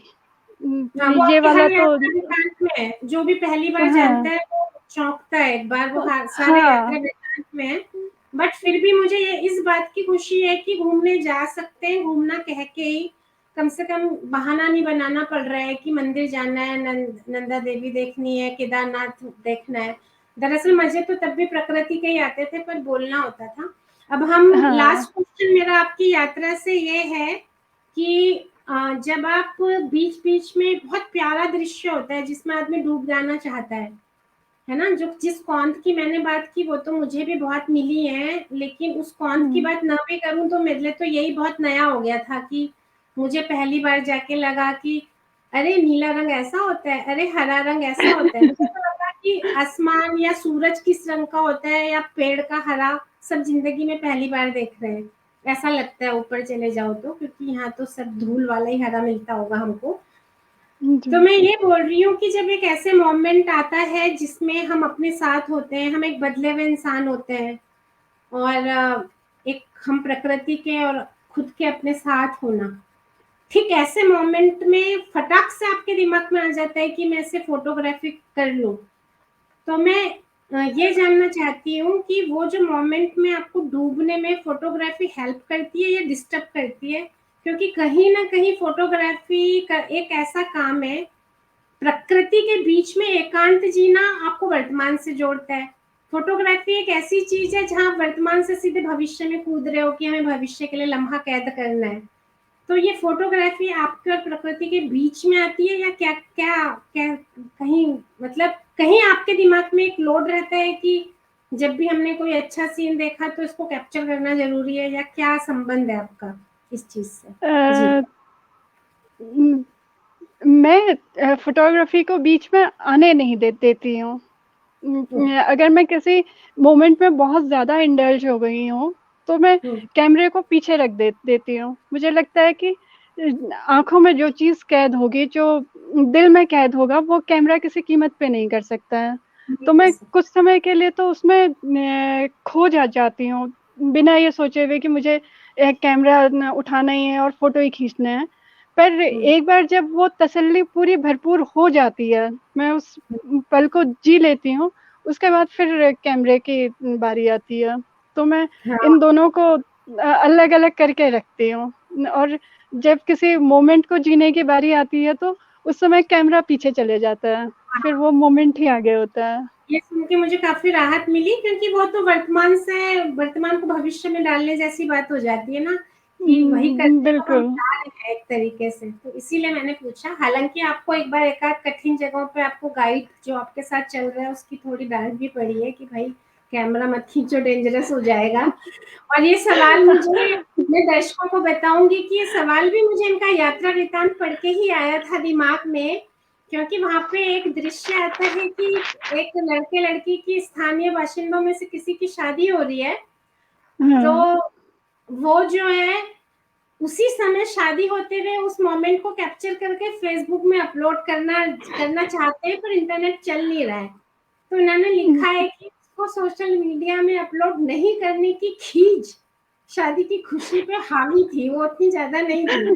तो मैं ये वो चाहा कि मैं आपसे पूछूं कि आपके लिए भी फोटोग्राफी कहीं उससे ज्यादा तो नहीं कीमती हो जाती है सामने के दृश्य से? नहीं नहीं, मैं तो इस मामले में, जैसे आप देखती हैं, मैं अपने फेसबुक को भी बहुत कम यूज करती हूँ। तो मुझे बहुत ज्यादा फेसबुक में अपलोड कर करके दिखाने की चाहत भी नहीं होती है कि सारी दुनिया को पता चले मैं क्या कर रही हूँ, कहाँ हूँ।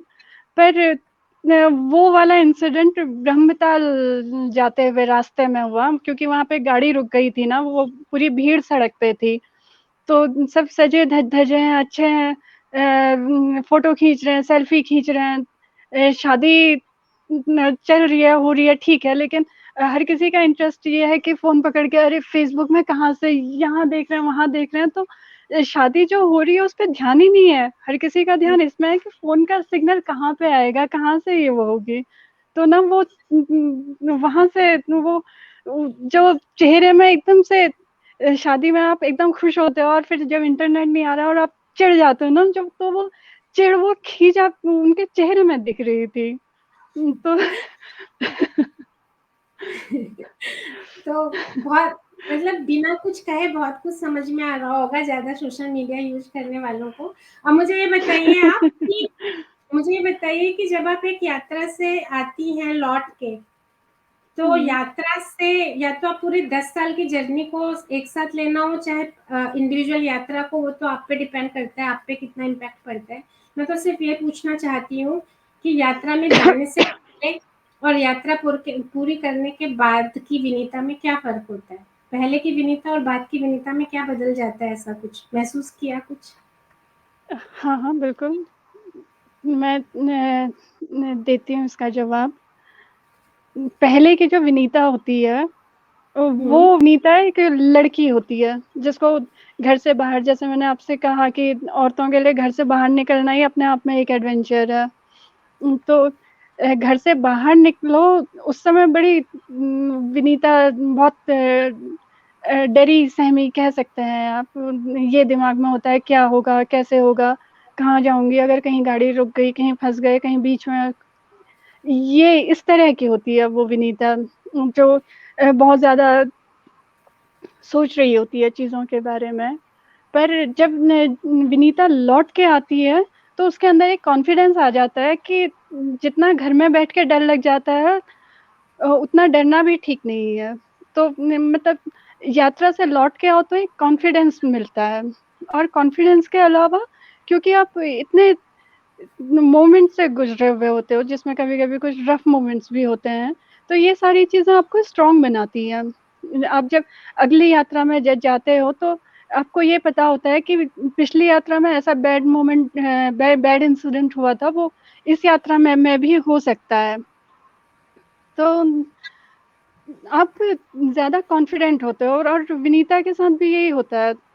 घर से बाहर निकलने वाली विनीता थोड़ी-सी सोचती है कि यार जाऊँ, नहीं जाऊँ। लेकिन जो विनीता वापस लौट के आती है, वो सोचती है कि नहीं, मैंने बहुत अच्छा किया, मैं घर से बाहर निकली और अगली यात्रा में मैं डेफ़िनेटली अगली यात्रा जो भी करनी है, वो डेफ़िनेटली करूँगी, घर में नहीं बैठूँगी। ये हम्म डिफ़रेंस होता है। हम्म। तो हम ये बहुत अच्छा एक संदेश मिला। कई बार लड़कियों को सीधे घर वाले जो पूरी दुनिया की यात्रा करते फिर रहे हैं, वो घर आके बस उसको डांट के बोल देते हैं, कॉन्फिडेंट रहा करो, डरती रहती हो, ये करती हो। उनको ये नहीं पता है इन कि तुम जितना देश काल छेकते हो, उन्हें भी छेक लेने दो तो अपने आप आ जाएगा। तो वो आपकी बातों से समझ में आ रहा होगा कि जो व्यक्तित्व होता है, जो आत्मविश्वास होता है, जो बल्कि जोखिम लेने से ही जोखिम से उभरना भी आता है और ये फीलिंग भी सही आती है, बात होगा तो क्या हो जाएगा ऐसा। वो जो एक जिजीवेशा होती है कि हाँ हम झेल लेंगे टाइप से, एक जीवट है। जो आता है, वो भी ऐसे ही आता है। आपकी बातों से पता चल रहा है। मैं आपसे अब ये जानना चाहूंगी कि हमने आपकी फोटो इसके यात्रा वाले जीवन पे बहुत बात की, हम थोड़ा सा आपके नैनीताल समाचार और उत्तरा पे बात करना चाहते हैं।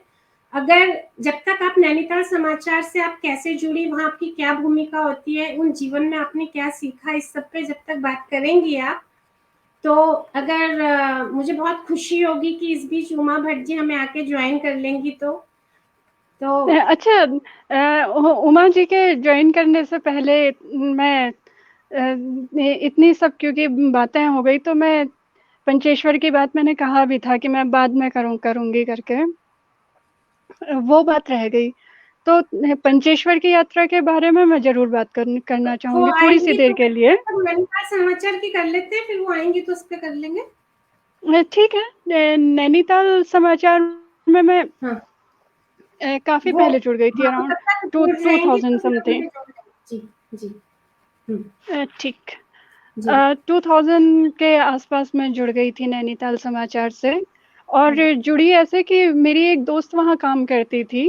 उस समय मैं कंप्यूटर का कोर्स कर रही थी, तो उसने मुझसे आके कहा कि मेरे ऑफिस में एक ज़रूरत है कंप्यूटर वाले की, तू चल। और जब मैंने घर में बात की तो मेरी माँ ने बोला कि पहला पहला ऑफर है, ना मत कर, चले जा। तो मैं नैनीताल समाचार में चली गई। क्योंकि वो एक हिंदी अखबार था, तो मैं शुरुआत के दिनों का बताती हूँ। या मतलब किस तरीके से बताऊँ, इस बात को बताने में मैं भी अब मुझे सोचना पड़ रहा है कहाँ से कैसे शुरू करूँ। पर जरूरी नहीं है शुरू से शुरू करें, आप अभी शुरुआत अपनी भूमिकाएं अभी की भी बता सकती हैं, वेबसाइट जैसे आप शुरू संचालित करती हैं नहीं उसका जो भी नहीं आपका। नहीं मैं बताती हूँ। हम्म, शुरुआत के दिनों में जब मैं वहाँ पे हिंदी की टाइपिंग वगैरह करती थी ना, तो हम्म, उसमें थोड़ी गलतियाँ निकलती थी। और हम्म, मुझे बड़ा बुरा लगता था कि मेरी इतनी गलतियाँ आ रही हैं, जबकि स्कूल के दिनों में इतनी गलतियाँ हमने कभी देखी नहीं थी। तो फिर पता चला कि स्कूल में जो हम हिंदी पढ़ते हैं उस हिंदी में और साहित्यिक हिंदी में थोड़ा फ़र्क होता है। तो जो हमारे मेरे सर हैं, राजीव लोचन शाह जी, वो ने बताते थे है हैं, इसमें बिंदा लगाओ, इसमें नहीं लगाओ। एक मैं होता है वैसे, और एक मैं होता है मैं के लिए। उसमें 2 मात्राएँ लगती हैं, इसमें 1 मात्रा लगती है। छोटा रू, बड़ा रू। तो वो काफ़ी करेक्शंस वो जब करेक्शंस करते थे तो मुझे बोलते थे कि तुम खड़े रहो, मैं करेक्शन लगा रहा हूँ, देखो इसको। तो उनको देख-देख के उन्होंने जो सिखाया, फिर वहाँ से कम वो गलतियाँ करना मैंने बंद कर दिया। इतना समझ में आ गया कि कहाँ मात्रा लगनी है, कहाँ चार विराम लगना है, कहाँ कॉमा लगना है, ये चीज़ें समझ में आने लगी। तो धीरे-धीरे फिर गलतियाँ भी थोड़ी कम होने लगी। उसके बाद जैसे आपने पूछा कि नैनीताल समाचार से क्या सीखा, तो इसका तो एक छोटा-सा जवाब दे सकती हूँ मैं कि सीखा नहीं अपने बोलिए, नैनीताल नहीं मैं समाचार के साथ आपका जो भी जुड़ाव है, जो आप करती हैं, उसके अनुभव बताने के लिए सीखा नहीं, उसका पूरा जो भी नैनीताल नैनीताल समाचार से ना मैंने जो भी कुछ सीखा वो स्कूल से ज़्यादा ही सीखा। स्कूल में की पढ़ाई वगैरह में इतना नहीं सीख पाई, जितना कि वहाँ जाके सीखा। और नैनीताल समाचार के थ्रू ही फिर मैं बाद में ये उत्तरा से कनेक्ट हुई। उत्तरा के ये उमा जी, शीला जी, बसंती पाठक जी, उन लोगों से कनेक्ट हो पाई और नैनीताल समाचार ही मीडिया बना कि मैं उत्तरा के साथ जुड़ी। तो नैनीताल समाचार से सीखा भी है मैंने, मैं इसको कहने में कोई प्रॉब्लम भी नहीं है। उससे सीखा भी है, उससे बहुत कुछ मिला भी है और आज की तारीख में भी नैनीताल समाचार में मैं इंटरनेट वगैरह देखती हूँ। उसका जो अंक बनता है उस अंक का लेआउट बनाती हूँ। कहाँ पे क्या खबर जाएगी ये सब तय करते हैं। तो ये सारे काम मैं देख रही हूँ।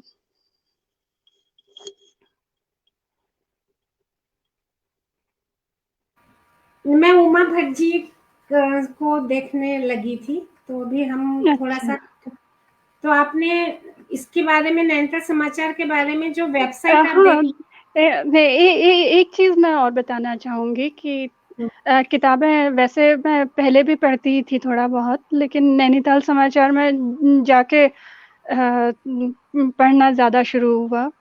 दूसरा क्या था ना कि जब नैनीताल समाचार से जुड़ी तो मैं बहुत बेहतरीन लेखकों की संगत में भी आई। जैसे नवीन जोशी जी हैं या उमा जी हैं या शेखर पाठक जी हैं या गोविंद पंत राजू जी हैं। और भी इस तरह के बहुत ढेर सारे लेखक थे ना जिनकी संगत में आए तो उनको देख-देख के थोड़ा-सा लिखने का तमीज़ आया या चीज़ों को लिखने से भी ज़्यादा मैंने पढ़ना पहले से शुरू किया, लिखना तो मैंने बहुत बाद में शुरू किया। लेकिन चीज़ों को समझने का तमीज़ आया, जो हमारे समाज में हो रहा है, सही है, गलत है, उसको कैसे देखा जाए, किस तरीके से समझा जाए, ये वाली समझ नैनीताल समाचार से बनी, लोगों से बनी। जैसे सर हैं, उनके साथ ही बहुत-बहुत बार बहुत पॉइंट्स में डिस्कशन होता है। वो काफ़ी कुछ चीज़ें वो बताते हैं। तो जैसे किताबों का मैं एक इंसिडेंट याद कर मेरे को हमेशा वो याद रहता है कि जब मैं नई-नई जुड़ी थी नैनीताल समाचार से, एक बार सर ने मुझे अपने कमरे में बुलाया और कुछ काम बताना था, एक बार फाइनल करना था तो कुछ करेक्शंस वगैरह के बारे में उनको बताना था। उनका जो पहले वाला घर था तो वो दूसरे घर में शिफ्ट हो गए हैं। उसमें जो एक कॉर्नर में वो बैठे और बाकी के 3 कॉर्नर की दीवारों में सब किताबें ही किताबें लगी हुई और सर मुझे डिक्टेट कर रहे हैं क्या करना है और हमें मेरी जोड़ जो गर्दन है विनीता जी 1 हाँ, मिनट पहले इनको एक बार उमा भट्ट जी को जोड़ लेती हूँ मैं, हाँ?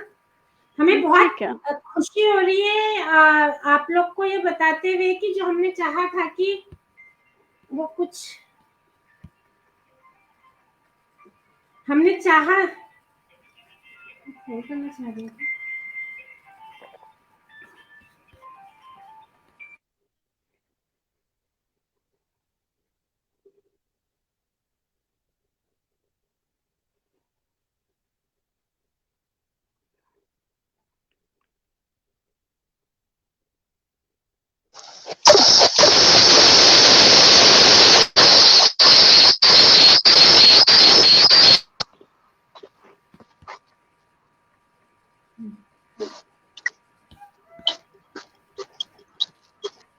विनीता कुछ हेल्प कीजिए आप, क्योंकि वो मेरे को व्हाट्सएप में वीडियो कॉल कर रही हैं, मेरे को ये समझ नहीं आ रहा है कि क्या चक्कर है। वो मुझे अच्छा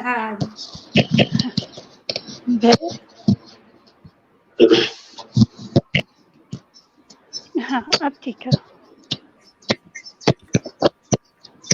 हाँ ठीक। नमस्कार उमा जी, बहुत बहुत स्वागत है आपका विदुष बैटल मंच में। नमस्कार मैम। नमस्कार उमा जी। तो मुझे वीडियो कॉल आ रही थी मोबाइल में, तो मेरी समझ नहीं आ रहा था कि कैसे क्या हो रहा है, वहाँ पे क्यों आ रही है।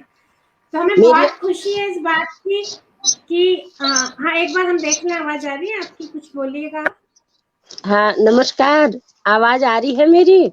जी जी जी बिल्कुल अच्छे से आ रही है। मैं एक बार आपका परिचय, तो आपका नाम परिचय का मोहताज नहीं, मैं फिर भी मैं बताना चाहूंगी कुछ हमारे जुड़े ऑडियंस को कि अगर मुझे उमा भट्ट जी का परिचय देने के लिए सिर्फ एक लाइन मिले तो मैं कहूंगी कि जिन्होंने आंदोलनों में प्रगतिशील मूल्यों के, समानता के मूल्यों के लिए अपना गला एकदम थका डाला है। अब ये लंबी बात नहीं कर पाती है क्योंकि इनकी सारी जो ऊर्जा है वो आंदोलनों में नारे लगा लगा के चेतना फैलाने में लग चुकी है, इसलिए ये हमारे हाथ उजास में नहीं आ रही है।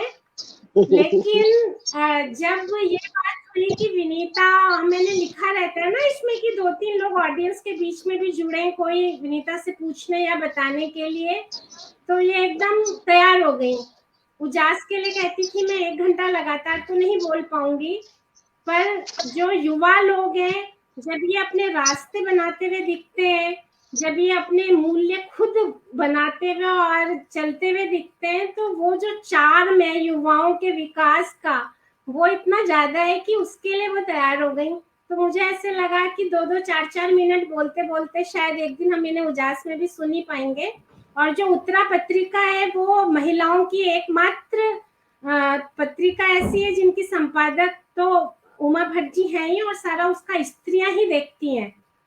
तो वो परिचय देना आज एकदम अनुकूल है क्योंकि विनीता यशस्वी उससे जुड़ी हुई हैं।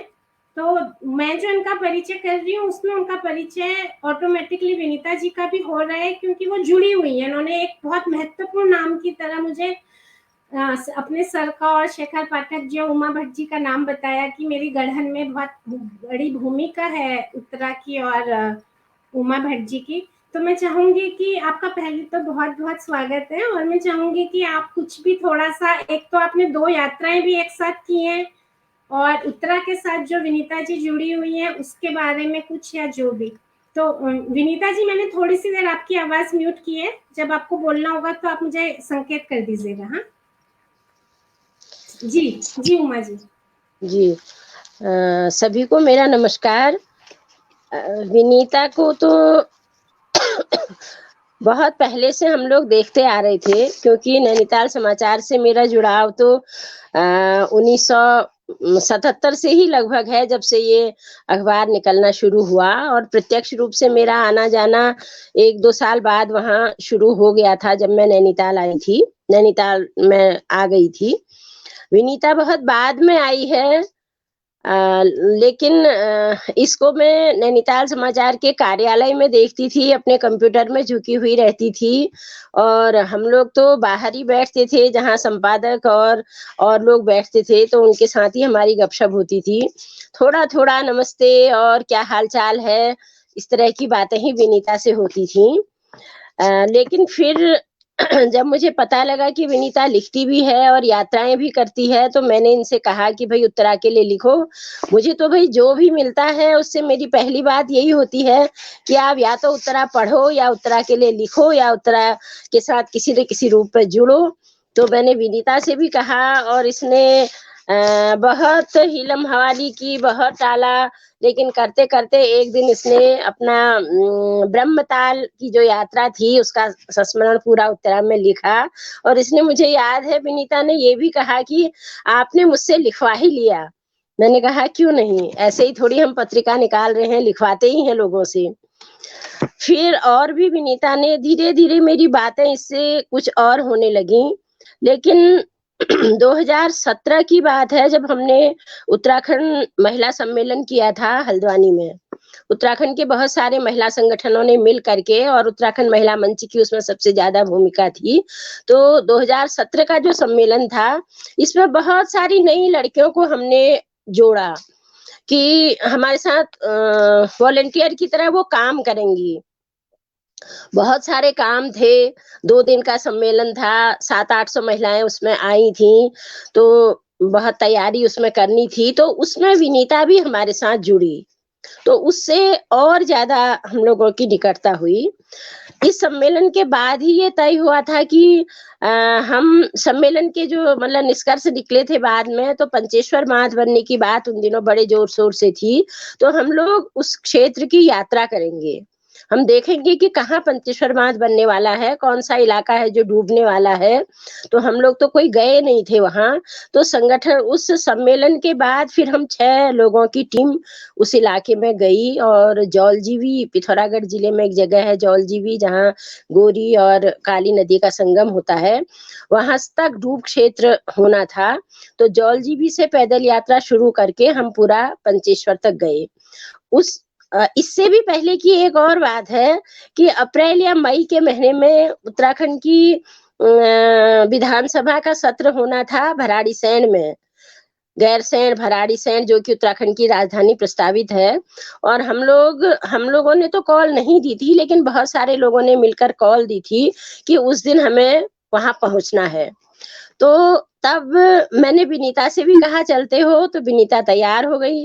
और बहुत सारे हम मतलब 7-8 लोग थे हम जो नैनीताल से गए। हम भराड़ीसैंण तक तो नहीं पहुंच सके, आधे रास्ते गैरसैंण से थोड़ा ऊपर तक गए, नारे वारे लगाए, इधर उधर से जाने की कोशिश की, और जब नहीं पहुंच सके तो फिर लौट आए। तो उस दिन मुझे याद है कि विनीता ने मुझसे कहा था कि मैम साथ में भी यात्रा अच्छी होती है। क्योंकि ये अकेले यात्रा करती थी और मेरी समझ में कभी अकेले यात्रा करना आया नहीं। मैंने जब से भी यात्राएं शुरू की, तो हमेशा मैं ग्रुप में ही यात्राओं में गई। और हर बार जैसे अप्रैल मई का टाइम आता था या अगस्त और सितंबर का समय आता था जबकि हम यात्रा कर सकते थे, तो मैं लोगों को ढूंढना शुरू कर देती थी कि इस साल ट्रैकिंग में जाना है तो कौन चलेगा साथ। और कई बार मतलब ढूंढते-ढूंढते बहुत कम लोग, एक बार तो हम 3 ही जने गए, एक बार 4 जने गए, लेकिन मैंने कभी ये सपने में भी नहीं सोचा कि मैं अकेले भी कोई यात्रा कर रहा हूँ।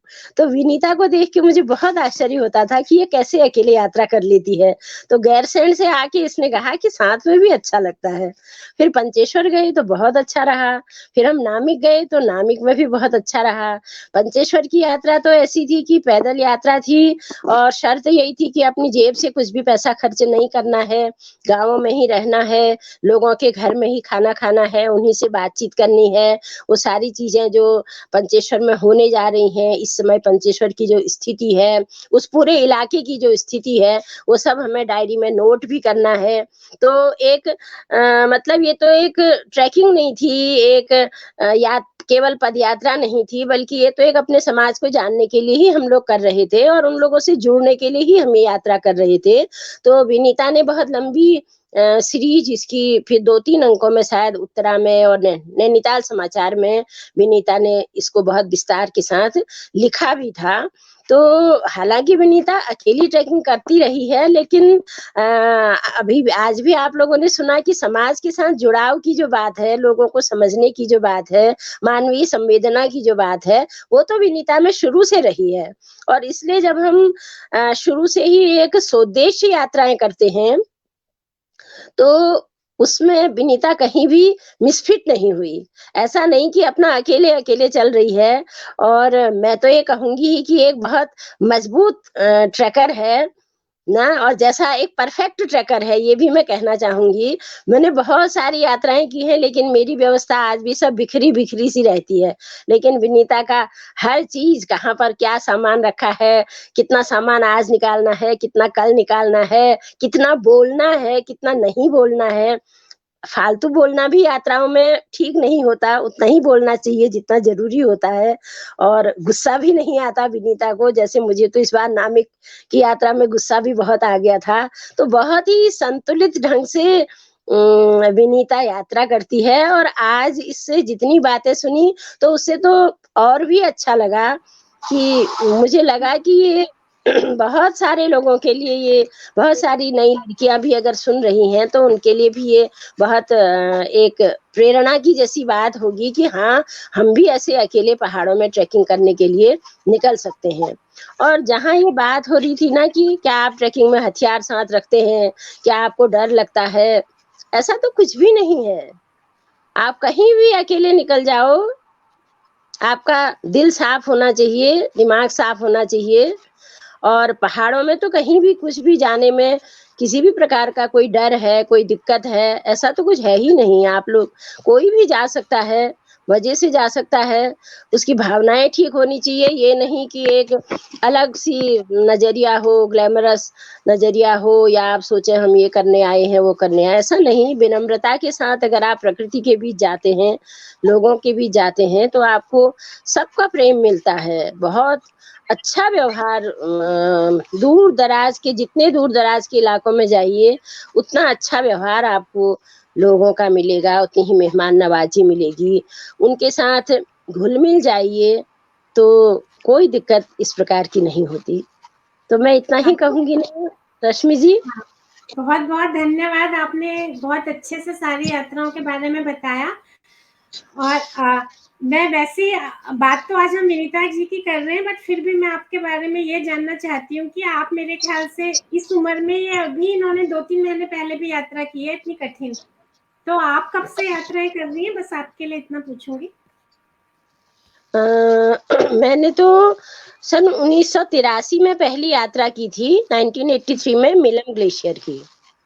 और नैनीताल जी 83 में। क्योंकि आप उतने साल से कर रही है ना, इसीलिए आप अभी भी कर पाती है, वरना लोग हैरान होते हैं कि जिनको पता चला आप अभी गई थी, जो सब हैरान हो रहे थे कि इस उम्र में कर ले रही हैं, हम तो अभी से लगता है कि नहीं कर पाएंगे।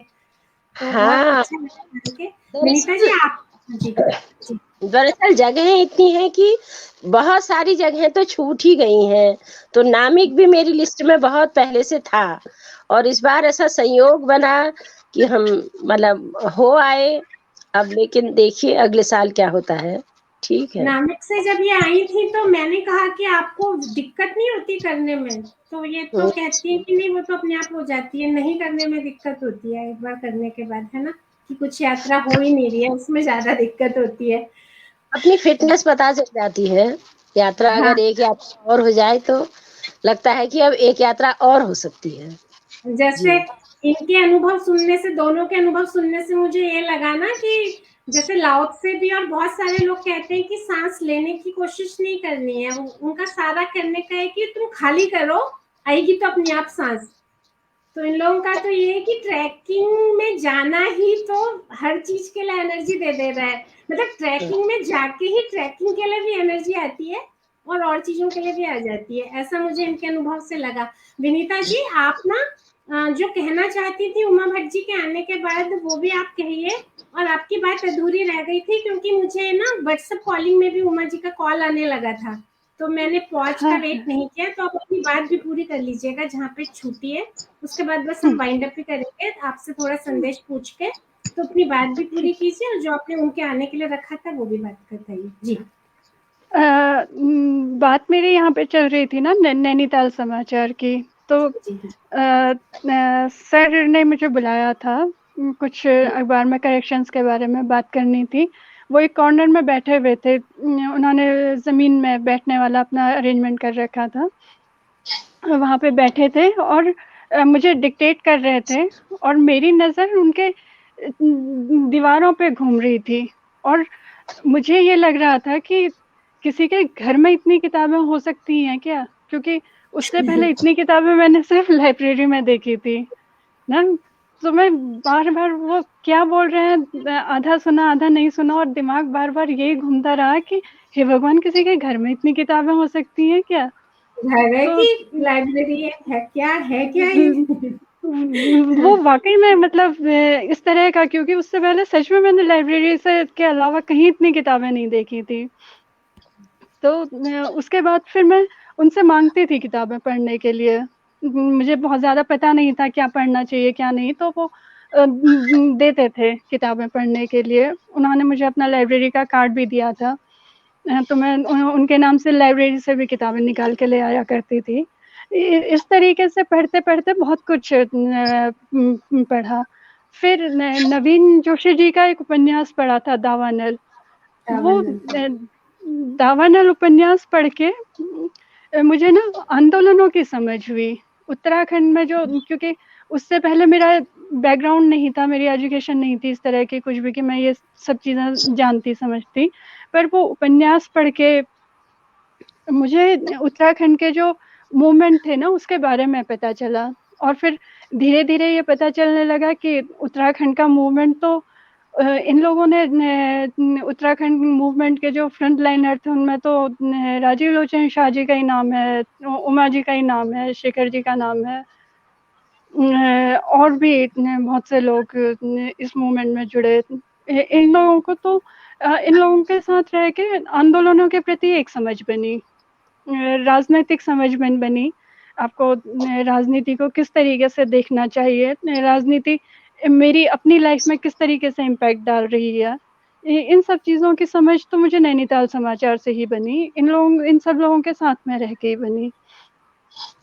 फिर हालांकि और भी बहुत कुछ है लेकिन अभी टाइम कम है, तो मैं फिर उत्तरा की बात करती हूँ। जैसे उमा जी काफ़ी कुछ बता ही चुकी हैं, पर वो यात्रा वृतांत लिखाने से पहले भी थोड़ा एक आध बाद में आर्टिकल उमा जी, शीला जी ये लोग मुझसे लिखवा ही लेते थे।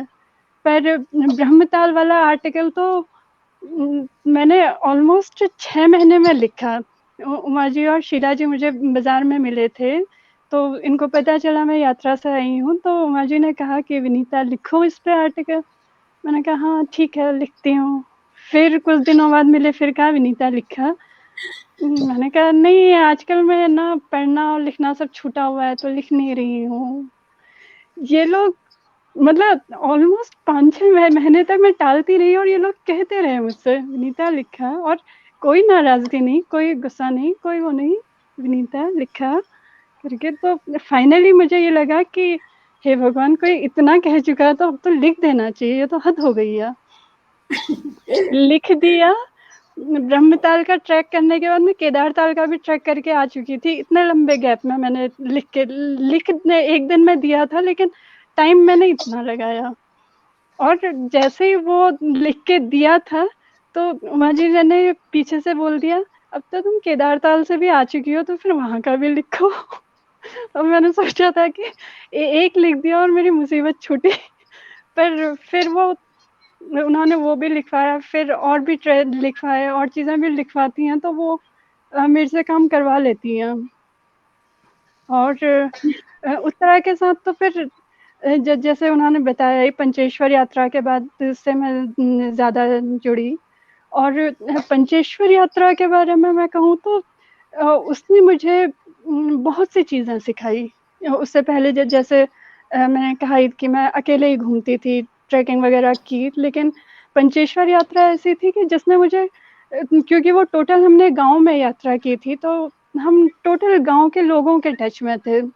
तो पंचेश्वर बांध बनने के बारे में वहाँ के लोग क्या सोचते हैं, बनना चाहिए नहीं बनना चाहिए, उनकी क्या भावनाएं हैं, और उन चीज़ों को समझने का मौका मिला। तरह तरह के लोगों से मिलने का मौका लगा। तो मुझे जब वो यात्रा कर ली थी उसके बाद मैंने उमा जी से ये कहा था कि साथ में यात्रा करना भी इतना बुरा नहीं होता है। और चैंस की बात चैंस की बात थी कि हमें फिर नामिक की यात्रा भी साथ में करने का मौका मिला। ये प्लान नहीं था, नामिक की यात्रा बिल्कुल प्लान नहीं थी, ये अनप्लान तरीके से हुई। और उसमें फाइनल ये हुआ कि मैं, उमा जी और मुस्कान, हम 3 लोग जा रहे हैं। और मेरे को ये लगा था कि हम 3 जा रहे हैं, 3 एक अलग-अलग, मुस्कान बच्ची थी, मैं मिडिल एज थी, उमा जी थोड़ा बड़ी उम्र की थी। पर जब वो यात्रा की ना तो एकदम ऐसा नहीं लगा कि कोई एज गैप है। हम तीनों एक साथ, मतलब किसी को भी, सिर्फ मुझे ही नहीं, मुस्कान को या उमा जी को, किसी को भी ऐसा लगा ही नहीं कि कोई अलग-अलग एज के हैं। सब हम तीनों एक साथ हाँ, हँसते, वही तो बोलते आपका कॉन्फिडेंस था। करते ना। जब आपने मुझे बताया हाँ। उमा भट्टी आएंगी तो मैंने कहा वो आएंगी ऐसे में उजास के लिए, तो ये कह रही है। तो आपका जो कॉन्फिडेंस बना हुआ था कि वो इतना प्रमोट करती हैं तो अच्छा लगेगा उनको। मुझे लगा नहीं कि वो, तभी आपका कॉन्फिडेंस बना हुआ था ना इस बात का। जी। हाँ, उत्तरा की पूरी टीम सपोर्टिव है हर किसी के प्रति। हर किसी, जो भी नया बच्चा बच्ची जो भी आते हाँ, हैं, मुझे लगता है पूरी कि कोशिश होती है कि मुझे इसलिए भी बहुत ज़्यादा खुशी हुई इस अनुभव को डायरेक्ट बताने के लिए कि जैसे राजीव लोचन शाह जी हैं, शेखर पाठक हैं, उमा भट्ट जी हैं, ये मतलब एक पूरा का पूरा बहुत सारे वहाँ पे लोग हैं जिन्होंने वो संस्कृति वहाँ पे बनाई है, जिनकी झलक हम आप लोग में देखते हैं। जैसे पिथौरागढ़ में महेश शेखर जी और उन सब ने वो बनाई है जो हमें बच्चों में बिल्कुल, दिखती है। अदरवाइज बिल्कुल, सबके लिए इतना बिल्कुल। आसान नहीं है कि ऐसी एकल जिंदगी जीना या जो भी इस तरीके से इतने कॉन्फिडेंटली करना। मैं ऑडियंस को अपने साथ जुड़ी हुई ये भी बताना चाहूंगी कि विनीता जी जो है 12th में ही चली गई थी नैनीताल समाचार में, क्योंकि जब इन्होंने अपने अनुभव शुरू किए तो इन्होंने छोटी बड़ी मात्राओं से बताना शुरू किया, क्योंकि दरअसल ये अपनी स्कूली दिनों में ही चली गई थी। इनका लंबा अनुभव है कि तो बात का इन्होंने उतना नहीं बताया, और अब हमसे टाइम हो रहा है तो वाइंड अप भी करेंगे। और जैसा कि विनीता जी का व्यक्तित्व, मुझे लगता है कि शब्दों की दुनिया में तो ये अब आ रही हैं और ले आई हैं उमा भट्ट जी, इनको मुझे कहना चाहिए। अदरवाइज इनका जो लेखन है उसमें भी बिंब बहुत है, तो इनकी शब्दों की बजाय ये दृश्यात्मक सोचने में यकीन रखती हैं, और एक्सप्रेशन जैसे छोटे बच्चों में होती है ना, जो एक पारदर्शिता की आप उनको उनके एक्सप्रेशन से कैच कीजिए, तो ऐसे कितना साफ दिख रहा था आवाज में कि लिखना पड़ेगा टाइप से, वो ढीलेपन से यहाँ तक पहुंची है, तो वो हम उनके आवाज से निकाल पा रहे थे। तो मेरा कहने का मतलब है कि शब्दों में अभिव्यक्ति से ज्यादा वो काम करने में या दृश्यात्मक ढंग से शायद ज्यादा यकीन रखती हैं, और लेकिन अब भाषा की अभिव्यक्ति में भी वो बहुत अच्छे से चीजें आने लगी हैं। तो हम आपसे संदेश पूछेंगे अंत में, और उससे जस्ट पहले मैं ये जानना चाहूंगी कि जब आपने अपने अनुभवों को शब्द देने शुरू किए तो वो कैसा अनुभव था आपका पहली बार, और अब आपको लिख के कैसा लगता है? वो यात्रा भी आपके लिए घर जैसी हो चुकी है कि अब लिखना, जैसे पहाड़ तो आपको बुलाते हैं, लेखन अब आपको बुलाने लगा है कि अभी भी उमा भट्ट जी को कोचना पड़ता है? ये भी मुझे बताइए। पहली बार लिखने के बाद कैसी अनुभूति हुई? जी। लेखन की शुरुआत भी मेरी नैनीताल समाचार से ही हुई। उनके लिए लिखती थी। पहला यात्रा वृतांत भी मैंने नैनीताल समाचार में ही लिखा था। वो मद्रास का था, मैं उस टाइम मद्रास गई थी, वहाँ का लिखा था, जो कि मैंने लिखा था क्योंकि मैं उस समय नया नया लिख रही थी। तो संपादक जी, मतलब सर जो थे राजीव लोचन शाह जी, वो उन्होंने मेरे को बोला कि मैं इसको एडिट कर रहा हूँ और तुम इसे देखो। तो वहाँ से रिफाइंड होते होते चीज़ें थोड़ा सुधरी। उन्होंने, क्योंकि वो हमेशा बोलते थे कि रिपीटेशन नहीं होना चाहिए चीज़ों का, कॉमा फुल स्टॉप सही जगह पे होने चाहिए, और शब्दों की जो मात्राएं हैं उन पे तो बहुत ज़्यादा नैनीताल समाचार में ध्यान दिया जाता था। तो वहाँ से ये सारी चीज़ें शुरू हुई। उसके बाद फिर मैंने एक ब्लॉग बनाया, वो मेरे ख्याल से 2006 और 7 के आसपास की बात होगी। ब्लॉग में मैंने फिर यात्रा वृतांत, अपने जो भी मैं इंडिविजुअल यात्राएं करती थी, छोटी मोटी यात्राएं, वो लिखती थी। और वहाँ से फिर करते करते यात्रा लेखन की तरफ मेरा रुझान ज़्यादा बढ़ गया। फिर मैं और चीज़ों की रिपोर्टिंग करना मैंने थोड़ा कम कर दिया, यात्राओं पे मेरा ज़्यादा फोकस हो गया। इसी तरह से करते करते फिर मैं उत्तरा से जुड़ी, और उत्तरा के लिए मैंने ज़्यादा यात्राएं लिखी हैं। नैनीताल समाचार में शायद इतनी यात्राएं नहीं लिखी हैं, पर उत्तरा में ज़्यादा यात्राएं लिखी हैं। तो लेखन पूछ रहे थे ना, पहली बार लिखने के बाद कैसा लगा? कि अच्छा, मतलब अब आपको लगता है कि लिखने आपको लिखना अच्छा लगने लगा है, जैसे नेचुरल कॉल, मतलब एक अंदर से एक आंतरिक प्रेरणा अम, जगती है, अच्छा लगता हो? अब जब मैं लिखती हूँ तो मैं एक धुन में लिख देती हूँ, लेकिन वो लिखने का मूड बनाने में मुझे अभी भी थोड़ा समय लग जाता है। बल्कि कभी-कभी ऐसे उत्तरा के लिए जो मैं टाइम बाउंड आर्टिकल होते हैं, तो उसमें पहले ही पूछ ले लेती हूँ कि कब तक देना है। तो ये लोग मुझे ऑलमोस्ट 15 दिन आगे की डेट देते हैं। अगर 15 जनवरी को कोई आर्टिकल चाहिए तो बोलेंगे कि नहीं 30 दिसंबर तक भेज देना। तो अभी भी मैं थोड़ा-सा लिखने के मामले में थोड़ी-सी लेज़ी हो जाती हूँ, काम-चोरी कर देती हूँ। यात्रा के मामले में नहीं करती, लेकिन लिखने के मामले में कर देती हूँ काम-चोरी। वो टाइम लगता है, धीरे-धीरे ना मतलब अभिव्यक्ति बाहर छलकने में थोड़ा-सा समय लेती है, और वो समय अभी आपका पूरी तरह से बाहर आना बचा है, वो दिखता है। तो इसीलिए मैंने सोचा मैं इसके अनुभव पे आपसे बात करूँ। तो अब आप हमें बिल्कुल। चलते-चलते एक संदेश बता दीजिए कि आप अपनी तरफ से युवाओं को क्या संदेश देना चाहेंगी, और बड़ों को भी बता दीजिए। वो तो मैं उमा भट्ट जी से भी पूछूँगी। ओहो। बड़ों से मेरा क्या मतलब होता है आपको पता है?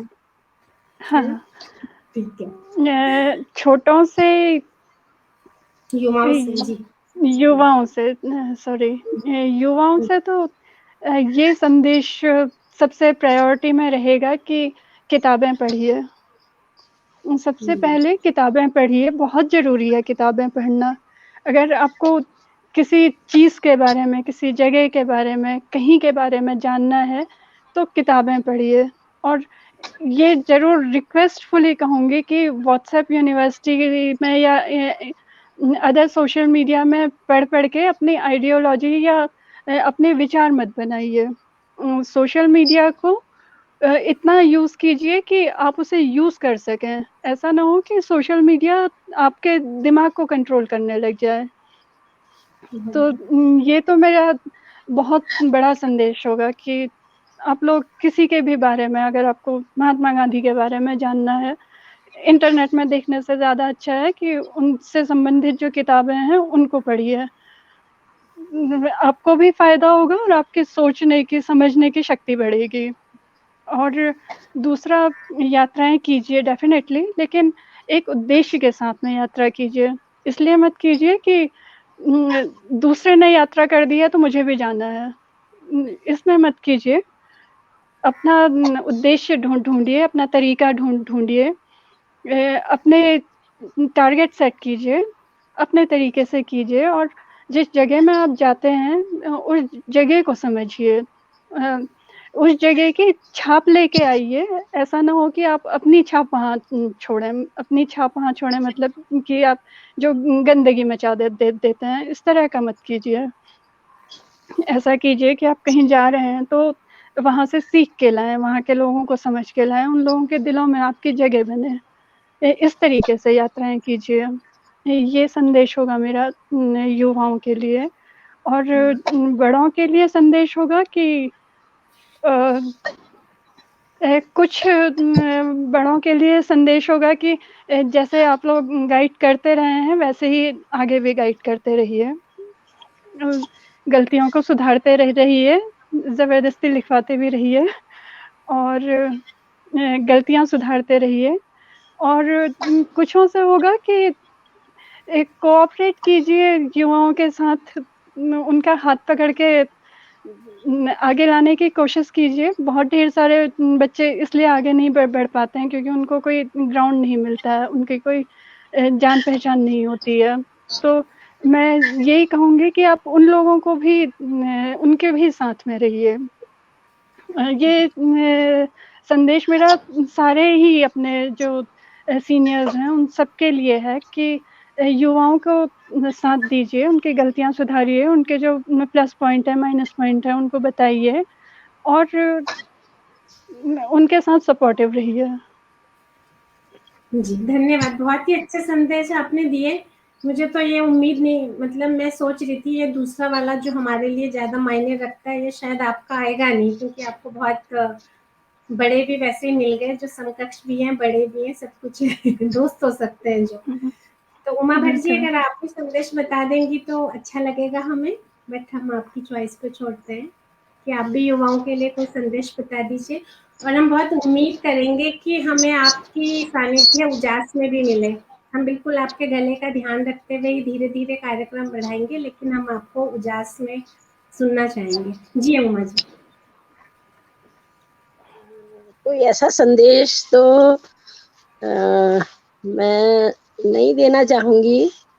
ये है कि भाई अपना रास्ता खुद बनाएं, ईमानदारी से चलें, एक ना काम करने की, कर्मठ होने की, एक जिम्मेदार नागरिक बनने की कोशिश हमारे देश के युवा करें, एक खुले दिमाग के साथ। बस इतना ही, ज्यादा संदेश मैं नहीं देना चाहती हूँ। जी, बहुत-बहुत धन्यवाद। आपके विनीता जी की तो पूरी यात्रा बहुत सुखद थी, और ऐसी ही शीतल आवाज़ में ये बोलती भी हैं कि थोड़ी-सी शीतलता कैमरे में उतनी कैप्चर नहीं हुई होगी जितनी इनकी इतनी आवाज़ और व्यक्तित्व में हो गई है। मुझे भी ऐसा लगता है कि अगर मैं पहाड़ी यात्राओं का टाइम निकालूँगी तो शायद मेरा भी गुस्सा कुछ कम होएगा। जैसा जरूर उमर जरूर। आपका तो हो चुका ज़रूर, है। बिल्कुल। आप आपके साथ यात्रा करते हैं, आप आइए। हाँ, यात्राओं की हम्म, टीम भी विडोज बैटल में ऐसे बना लेंगे, एक प्रोग्राम में बोलेंगे भी कि भाई इतनी तारीख को जा रहे हैं, जिसको आना उधर पहुंच जाए। तो ठीक ठीक। कोरोना खत्म होने के बाद बिल्कुल। ऐसी यात्राएं करते हैं उमा जी के और सबके साथ। तो वो ठंडा, वो जो पूरी यात्रा है, ये खाली पहाड़ की नहीं है, ये संस्कृति की यात्रा है, ये सभ्यता की यात्रा है, ये आंतरिक चेतना की भी यात्रा है, जिसमें हम अपने आप से मिलते हैं। और मुझे ये लगता है कि जितनी सुलझी हुई समझ आपने प्राप्त की है, या जिस तरीके से आप चीज़ों को सोच पाती हैं, वो यथार्थ दृष्टि भी नहीं आती उसके भी, मतलब वो सारी चीज़ों में उसने आपको हेल्प किया है, और फिजिकली तो हेल्दी रखने में आपको हेल्प करता ही होगा ये। उमा जी ने मुझसे कहा यात्रा के अनुभव के बाद कि आप चला करो। तो जब मैंने इन्हें बताया कि मैं अकेले यात्रा करती थी, लेकिन अब मैंने बिल्कुल छोड़ दिया है, क्योंकि अब मैं नहीं, लिखने के साथ मुझसे नहीं होता, डेट बाइंडिंग से। तो उनको समझ में ही नहीं आ रहा, मुझे लगा मैं उनको नहीं समझा पाऊंगी। उनको ये लग रहा है कि फिर तो और होनी चाहिए। उनको लगा कि पहाड़ की यात्रा छोड़ने की जरूरत क्यों है लिखने के लिए, बल्कि वो तो बेटर होगा उससे। तो ये जो फीलिंग है, ये यात्राओं से जो आती है, तो मैं एक तरीके से देखा जाए तो फिर ये पूरी वैयक्तिक यात्रा है बेसिकली, जो आंदोलन धर्मिता, क्योंकि जिसमें हम आंदोलन धर्मिता पा रहे हैं, उनमें हम यात्राएं भी पा रहे हैं, उनमें साहित्य भी है।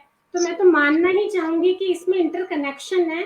और मुझे ये लगता है कि कुछ टाइम बाद आप लेखन में बहुत डूबेंगी, क्योंकि जितने भी मैं और लोगों को देख रही हूँ, सब में इंटरकनेक्शन है। ये पूरी व्यक्तित्व की यात्रा मुझे ये लगती है, और बहुत अच्छा अनुभव रहा। और आपने हमारी किंग्सयुगी में जिस भावना के साथ हमने किंग्सयुगी शुरू किया था, वो भाव, जैसे आप कहते हैं ना, मैंने कहा कि एक क्वांद, जो पहली क्वांद होती है प्रकृति के साथ एकात्म होने की।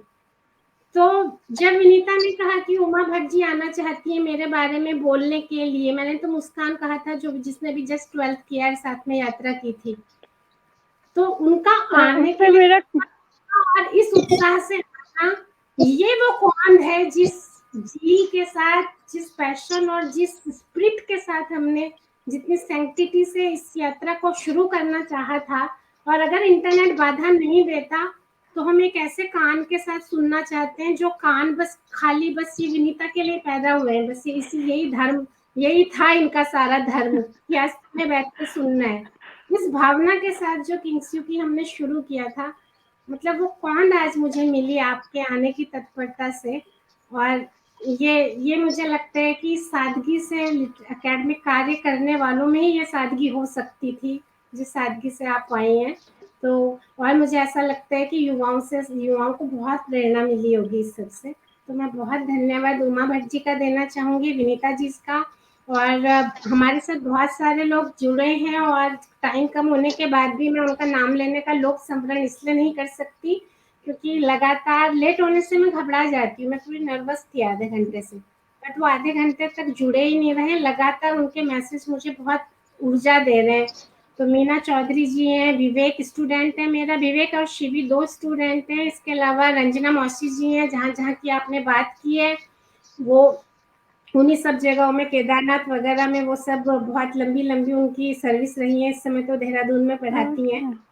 और लिखने पढ़ने से जुड़ी हैं। रितु हैं, रितु कविताएं लिखती हैं। योगेंद्र आहूजा जी बहुत कथाकार हैं और लगातार जुड़े हुए हैं। उनको ये इतनी यादगार बातें लग रही हैं क्योंकि जितनी सादगी से संपन्न हुई। हरिमोहन शर्मा सर, विनोद दास जी हैं, मीना चुग जी हैं, साधना मोहन आंटी, प्रकाश डांगी जी, राजीव लक्ष्मी शाह जी, आपका बहुत बहुत स्वागत है। उम्मीद करती हूँ कि हमें और भी तरह से आपसे भी ये सहयोग मिलेगा कभी। तो सब रक्षा गीता जी हैं, शीला जी, प्रेमचंद बंसल जी, महेश पुनेठा जी, गरिमा श्रीवास्तव जी जुड़ी हुई हैं हमारे साथ। जेएनयू में प्रोफेसर हैं ये। वेद प्रकाश सिंह जापान में प्रोफेसर हैं। प्रदीप पांडे, बहुत सारी, मिक्की दीदी, ये भी पिथौरागढ़ वगैरह की खूब यात्राएं इन्होंने की हैं और ये देहरादून में सेंट्रल स्कूल में प्रिंसिपल हैं। तो बहुत सारे लोग हमारे साथ जुड़े थे और लेट होने के बाद भी बने हुए थे। हेमपंत जी हैं, रजनी नेगी जी सूरत से जुड़ी हुई हैं। तो इन सभी का मैं बहुत धन्यवाद करती हूँ कि आपने लेट होने के बाद भी लगातार हमें इतने ध्यान से सुना और आप ही सबकी वजह से हम किंग्स योगी को उसकी स्पिरिट में उतार पाए। बहुत बहुत धन्यवाद। नमस्कार। बहुत बहुत धन्यवाद आप सभी लोगों को।